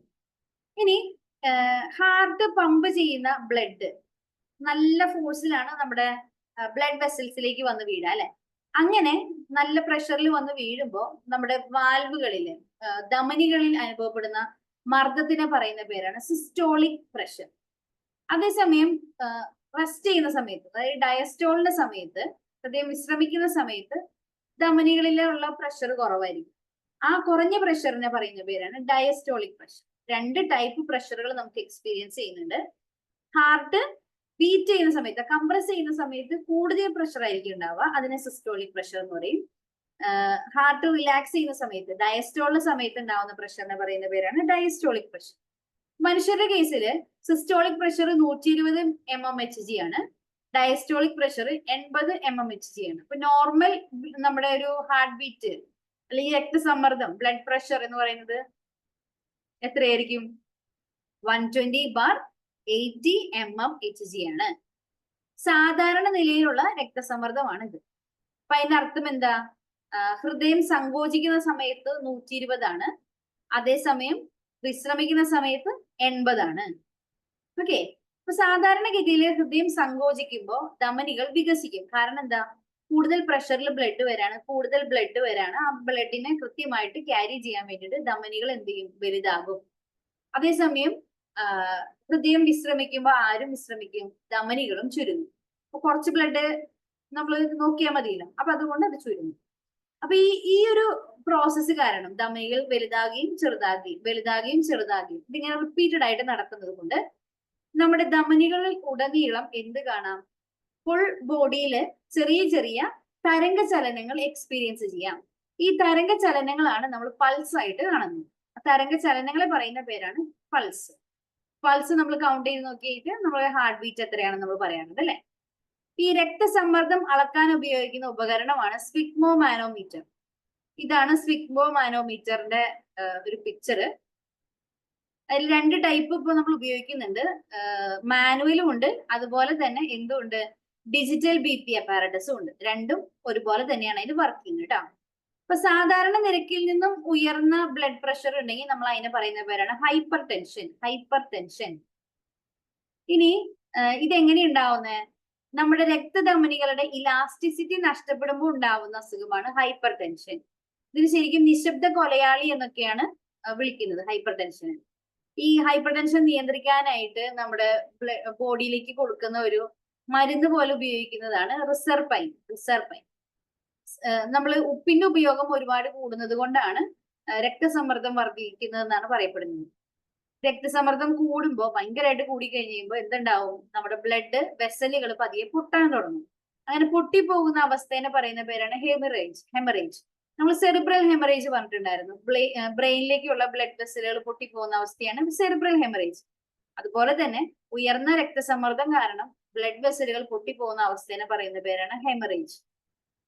രക്തസമ്മർദ്ദം കൂടുക മാത്രമല്ല, പ്രഷർ എന്ത് ചെയ്യാം? കുറയുകയും ചെയ്യാം. കൂടിക്കഴിഞ്ഞാൽ നമ്മൾ അതിനെ ഹൈപ്പർ ടെൻഷൻ എന്ന് വിളിച്ചു. അതുപോലെ കുറയുന്ന അവസ്ഥയെ നമ്മൾ എന്ത് പേരിട്ട് വിളിക്കും? ഹൈപ്പോ ടെൻഷൻ എന്ന് വിളിക്കും. എപ്പോഴും ഐഡിയൽ എന്താണ്? 120/80 mmHg പ്രഷർ ആണ് നമ്മൾ എക്സ്പെക്ട് ചെയ്യുന്നത്. ഉറങ്ങുന്ന സമയത്ത് ഒരാളുടെ രക്തസമ്മർദ്ദം കുറവായിരിക്കും. കാരണം എന്തായിരിക്കും? റെസ്റ്റ് ചെയ്യാണ് അല്ലെ, അധികം ബോഡിക്ക് വർക്ക് ചെയ്യേണ്ടി വരുന്നില്ല. ആ സമയത്ത് ബ്ലഡ് പ്രഷർ കുറവായിരിക്കും. ഇനി ഇവിടെ ഒരു SA നോഡ് അല്ലെങ്കിൽ പേസ് മേക്കർ എന്നറിയപ്പെടുന്ന ഒരു ഭാഗം കാണിച്ചിട്ടുണ്ട്. കണ്ടോ? ഈ ഭാഗത്തെ നോക്കിയേ, മുകളിലെ ലെഫ്റ്റ് എട്രിയത്തിന്റെ ഭാഗത്തായിട്ടാണ് പേസ് മേക്കർ എന്ന് പറയുന്ന ഭാഗമുള്ളത്. അത് ഒരു നോഡാണ്, SA നോഡ് എന്നാണ് അതിന്റെ പേര്. സാധാരണഗതിയിൽ സസ്തിനികളിലെ ഹൃദയസ്പന്ദനം ആരംഭിക്കുന്ന ഭാഗമാണ് SA നോഡ്. അതിന്റെ ഫുൾ ഫോം എന്താ നമുക്ക് നോക്കാം. സൈനോ എട്രിയൽ നോഡ് എന്നാണ് അതിന്റെ ഫുൾ ഫോം കേട്ടോ. സൈനോ എട്രിയൽ നോഡ്. ഇത് സ്ഥിതി ചെയ്യുന്നത് വലത് എട്രിയത്തിന്റെ സ്ഥലത്താണ്, വലത് എട്രിയത്തിനോട് ചേർന്നാണ്. ഹൃദയസ്പന്ദന നിരക്ക് വളരെ താഴുമ്പോൾ സാധാരണ നിലയിലാക്കാനായിട്ട് നമ്മുടെ ശരീരത്തിൽ കൃത്രിമമായിട്ട് പേസ് മേക്കർ വെച്ച് പിടിപ്പിക്കാറുണ്ട്. ഓക്കെ, അങ്ങനെ കൃത്രിമമായിട്ടല്ലാതെ നോർമലി നമ്മുടെ ഹാർട്ട് ബീറ്റ് ചെയ്യുന്നത് ഈ ഒരു സൈനോ എട്രിയൽ നോഡിന്റെ സഹായത്തോടു കൂടിയാണ്. അപ്പൊ ഹൃദയത്തിന്റെ പേസ് മേക്കർ എന്നറിയപ്പെടുന്നത് ഏതാണ്? SA നോഡാണ്. നമ്മൾ പറഞ്ഞ ആർട്ടിഫിഷ്യൽ കാർഡിയാക് പേസ് മേക്കർ കണ്ടെത്തിയത് ജോൺ ഹുക്സ് ആണ്. John hooks. Implantable pace maker എന്ന് പറഞ്ഞാൽ നമ്മുടെ ഹൃദയത്തിൽ തന്നെ ഇംപ്ലാന്റ് ചെയ്യാൻ പറ്റുന്ന, അവിടെ തന്നെ ഫിറ്റ് ചെയ്ത് വെക്കാൻ പറ്റുന്ന പേസ് മേക്കർ കണ്ടെത്തിയത് വിൽസൺ ഗ്രേറ്റ് ബാച്ച് ആണ്. വിൽസൺ ഗ്രേറ്റ് ബാച്ച് ആണ്. ധമനികളിലെ ഭിത്തികളില് കൊളസ്ട്രോൾ വന്നടിഞ്ഞിട്ട് ബ്ലഡ് ഫ്ലോ തടയപ്പെടുന്ന ഒരു അവസ്ഥയുണ്ട് അല്ലെ, ആ രക്തപ്രവാഹത്തിന്റെ വേഗത കുറയുന്ന അവസ്ഥയുണ്ട്. അതിനെ പറയുന്ന പേരാണ് ആർത്തറോസ്ക്ലീറോസിസ്. ഇനി രക്തക്കുഴലുകൾക്കുള്ളില് ബ്ലഡ് ക്ലോട്ട് ചെയ്ത് പോകുന്ന അവസ്ഥയുണ്ട്, അതിനെ പറയുന്ന പേരാണ് ത്രോംബോസിസ്. ത്രോംബോസിസ്. ഇനി രക്തക്കട്ട പോലെ ഇരിക്കുന്ന ഈ രക്തക്കട്ടകള് നമ്മുടെ ഹാർട്ടിലേക്ക് കൊറോണറി ധമനിയിലെത്തി ഹൃദയ പ്രവർത്തനങ്ങൾ നിശ്ചലമായി പോകുന്ന അവസ്ഥയാണ് ഹൃദയാഘാതം, ഹാർട്ട് അറ്റാക്ക് എന്ന് നമ്മൾ പറയുന്നത്. അപ്പൊ ഹാർട്ട് അറ്റാക്കിന്റെ പ്രധാന കാരണം എന്തായിരിക്കും? ഹൃദയത്തിലേക്കുള്ള എല്ലാ ഭാഗത്തിനും എന്ത് വേണം? ബ്ലഡ് എത്തണം. അതുപോലെ നമ്മുടെ ഹാർട്ടിന്റെ മസിൽസിനും എന്ത് വേണം? ബ്ലഡ് വേണം അല്ലെ. അങ്ങനെ ഹാർട്ടിലേക്കുള്ള മസിലുകളെയാണ് നമ്മൾ കൊറോണറി ആർട്ടറീസ് എന്നൊക്കെ പറയുന്നത്. ആ കൊറോണറി ആർട്ടറീസിലുള്ള ബ്ലഡ് ക്ലോട്ടിംഗ് ആണ് എന്തിലേക്ക് ലീഡ് ചെയ്യുന്നത്? ഹൃദയാഘാതത്തിന് കാരണമാകുന്നത്. ഇനി സിവിയർ ആയിട്ടുള്ള ബ്ലഡ് ക്ലോട്ടുകൾ അല്ലെങ്കിൽ തടസ്സങ്ങളൊക്കെ ഉണ്ടെങ്കിൽ നമ്മൾ അതിന് ചെയ്യുന്ന ഒരു ശസ്ത്രക്രിയയാണ് ബൈപ്പാസ് സർജറി. അതിൽ ഹൃദയ ധമനികൾ തന്നെ മാറ്റിവെക്കുകയാണ് ചെയ്യുക. ഹൃദയ സംബന്ധമായ തകരാറുകൾ മനസ്സിലാക്കാനായിട്ട് സാധാരണ നമ്മൾ ഉപയോഗിക്കുന്ന ഒരു ഇൻസ്ട്രുമെന്റ് ആണ് ECG, ഇലക്ട്രോ കാർഡിയോഗ്രാഫ്. ഇങ്ങനെ സിഗ്നൽ തരും അല്ലെ. ഇലക്ട്രോ കാർഡിയോഗ്രാഫ് കണ്ടെത്തിയത് ആരാണ്? വില്യം എന്തോവൻ ആണ്. ഇനി ഇത് കൂടാതെ അൾട്രാസൗണ്ട് സംവിധാനം ഉപയോഗിച്ച് എക്കോ കാർഡിയോഗ്രാഫ് ECG നമുക്ക് എടുക്കാം. സെയിം തന്നെയാണ് കേട്ടോ പറഞ്ഞുകൊണ്ടിരിക്കുന്നത്. അപ്പൊ നമ്മൾ നോക്കുകയാണെങ്കിൽ മിനിറ്റില് ശരാശരി 100-ൽ കൂടുതൽ സാധാരണഗതിയിൽ എന്തുണ്ടാവാറില്ല? ഹൃദയമിടിപ്പ് ഉണ്ടാവില്ല. ഇനി അങ്ങനെ ഉണ്ടാവുകയാണെങ്കിൽ അതൊരു അസുഖമാണ്. അതിന് പറയുന്ന പേരാണ് ടാക്കി കാർഡിയ. ഒരു മനുഷ്യന് സാധാരണ ഒരു മിനിറ്റിൽ 72 തവണ ഇടിച്ചാൽ മതി. 100 തവണയൊക്കെ ആയി കഴിഞ്ഞാൽ ഹാർട്ടിന്റെ അവസ്ഥ എന്തായിരിക്കും എന്ന് ആലോചിച്ച് നോക്കിയോളൂ. ഇനി ഹൃദയമിടിപ്പ് 60-ൽ കുറഞ്ഞു പോയി കഴിഞ്ഞാൽ അതിന് പറയുന്ന പേരാണ് ബ്രാഡികാർഡിയ. ബ്രാഡികാർഡിയ. ഇനി നോർമലി ഒരു മനുഷ്യന്റെ ഹാർട്ട് എവിടേക്ക് ചെരിഞ്ഞിരിക്കുക? ഇടതുവശത്തേക്കാണ് ചെരിഞ്ഞിരിക്കുക. അതിനെങ്ങാനും വലതുവശത്തേക്ക് തിരിഞ്ഞിരിക്കുകയാണെങ്കിലോ അതിന് പറയുന്ന അവസ്ഥയാണ്, അല്ലെങ്കിൽ ആ ഒരു അവസ്ഥേനെ പറയുന്ന പേരാണ് ഡെക്സ്ട്രോ കാർഡിയ. ഡെക്സ്ട്രോ എന്ന് വെച്ചാൽ റൈറ്റ് എന്നാണ് അർത്ഥം കേട്ടോ. അപ്പൊ ഡെക്സ്ട്രോ കാർഡിയ എന്ന് പറഞ്ഞു കഴിഞ്ഞാൽ റൈറ്റിലേക്ക് ചെരിഞ്ഞിരിക്കുന്ന ഹാർട്ട്. ഇനി ഹൃദയ വാൽവുകളെ തകരാറിലാക്കുന്ന ഒരു അവസ്ഥയാണ് റുമാറ്റിക് ഫീവർ, വാതപ്പനി എന്ന് പറയുന്നത്. അതൊരു ഓട്ടോ ഇമ്മ്യൂൺ ഡിസോർഡർ ആണ്, സ്വയം പ്രതിരോധ വൈകല്യമാണ്. ഹൃദയത്തിലേക്കുള്ള രക്തപ്രവാഹം എങ്ങനെയെങ്ങാനും കുറഞ്ഞു പോവുകയാണെങ്കിൽ നമ്മുടെ ഹാർട്ടിന് ഒരു വേദന അനുഭവപ്പെടും. ആ വേദന എന്ന് പറയുന്ന പേരാണ് ആൻജിന പെക്ടോറിസ്. Angina pectoris. ഇനി ഹാർട്ടിന്റെ ഏതെങ്കിലും ഭാഗത്ത് കൊഴുപ്പ് വന്ന് അടിഞ്ഞു കൂടിയിട്ട് അവിടെ ഒരു ബ്ലഡ് ഫ്ലോ തടസ്സപ്പെടുകയാണെന്ന് വിചാരിക്കും. അങ്ങനെയാണെങ്കിൽ നമ്മൾ ആ ഭാഗത്ത് ക്ലോട്ട് റിമൂവ് ചെയ്ത് അവിടെ വീണ്ടും ക്ലോട്ട് വരാതിരിക്കാൻ സ്റ്റെന്റ് ഇട്ട് കൊടുക്കാറ്. സ്റ്റെന്റ് അതിങ്ങനെ ഒരു സ്റ്റീലിന്റെ ഒരു റോഡാണ്. ആ സ്റ്റെന്റ് ചികിത്സ എന്തുമായിട്ട് ബന്ധപ്പെട്ടതാണ്? ഹൃദയവുമായിട്ട് ബന്ധപ്പെട്ടതാണ്. ഇനി ഓപ്പൺ ഹാർട്ട് ശസ്ത്രക്രിയ, ഹൃദയം തുറന്നുള്ള ശസ്ത്രക്രിയയുടെ ഉപജ്ഞാതാവ് ആരാണ്?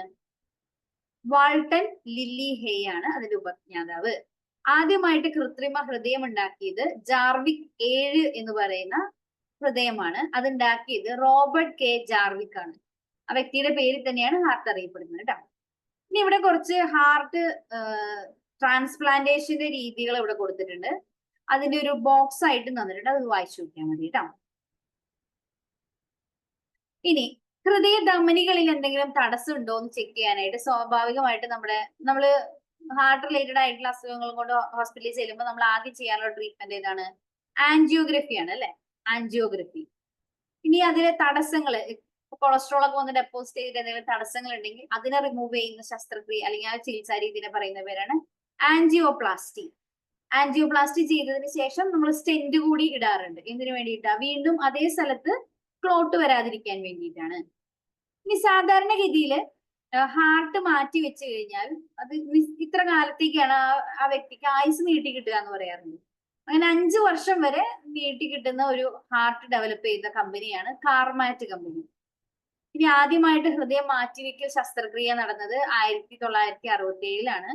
ഏകദേശം 18 ദിവസമേ അതിനുശേഷം ആള് ജീവിച്ചിരുന്നുള്ളൂ.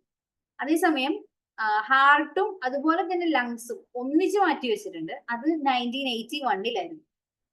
ഓക്കെ, നമ്മളിങ്ങനെ അവയവങ്ങളൊക്കെ മാറ്റി വെച്ച് കഴിഞ്ഞാലും നമ്മുടെ ശരീരത്തിന്റെ പ്രതിരോധം തന്നെ അതിനെ ചിലപ്പോൾ തള്ളിക്കളയാൻ ചാൻസ് ഉണ്ട്.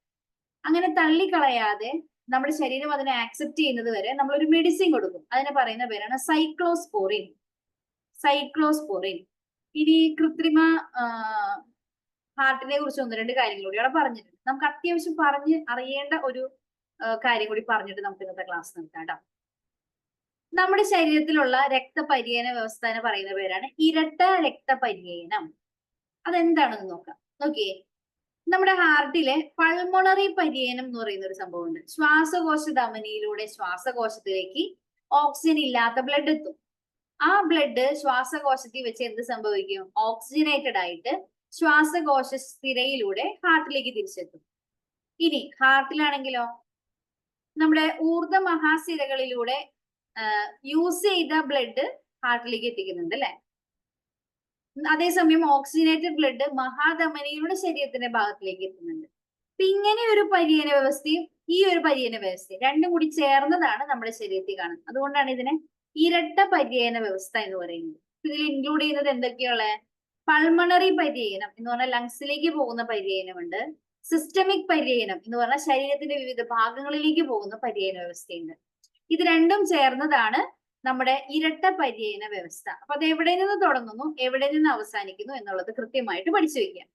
ഇനി ഇത് കൂടാണ്ട് നമ്മുടെ ശരീരത്തിന്റെ മറ്റ് അവയവങ്ങളിൽ നിന്ന് ബ്ലഡുകൾ ക്യാരി ചെയ്യുന്നുണ്ട്. അതിനെ പറയുന്ന പേരാണ് പോർട്ടൽ സിസ്റ്റം. Portal system. അതിനൊരു എക്സാമ്പിൾ ആണ് ഹെപ്പാറ്റിക് പോർട്ടൽ സിസ്റ്റം. ഹെപ്പാറ്റിക് എന്ന് പറഞ്ഞാൽ ലിവർ ആണ് കേട്ടോ, ലിവർ.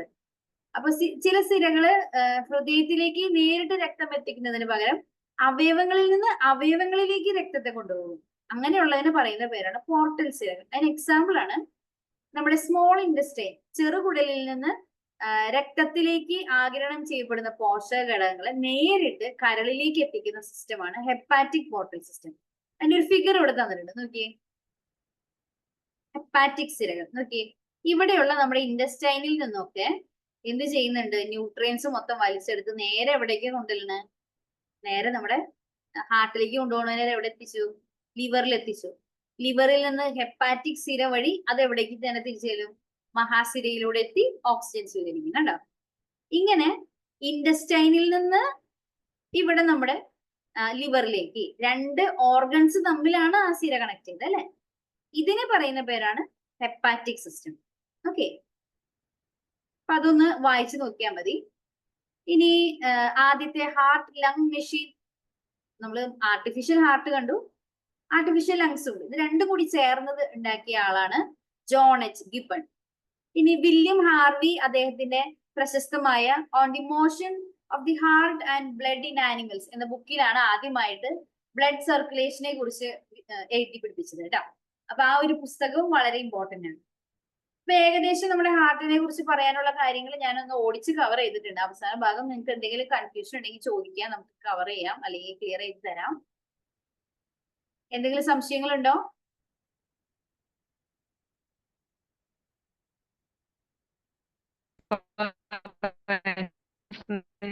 പഠിക്കാൻ പറ്റായിരുന്നു. കേൾക്കുന്നില്ല, ഒന്ന് ടൈപ്പ് ചെയ്തിടാമോ? അവിടെ നെറ്റ് സ്ലോ ആയിട്ടാണോ എന്നറിയില്ല, ഇങ്ങനെ കട്ട് ചെയ്താണ് കേൾക്കുന്നത്. ഒന്ന് ടൈപ്പ് ചെയ്തിടാമോ?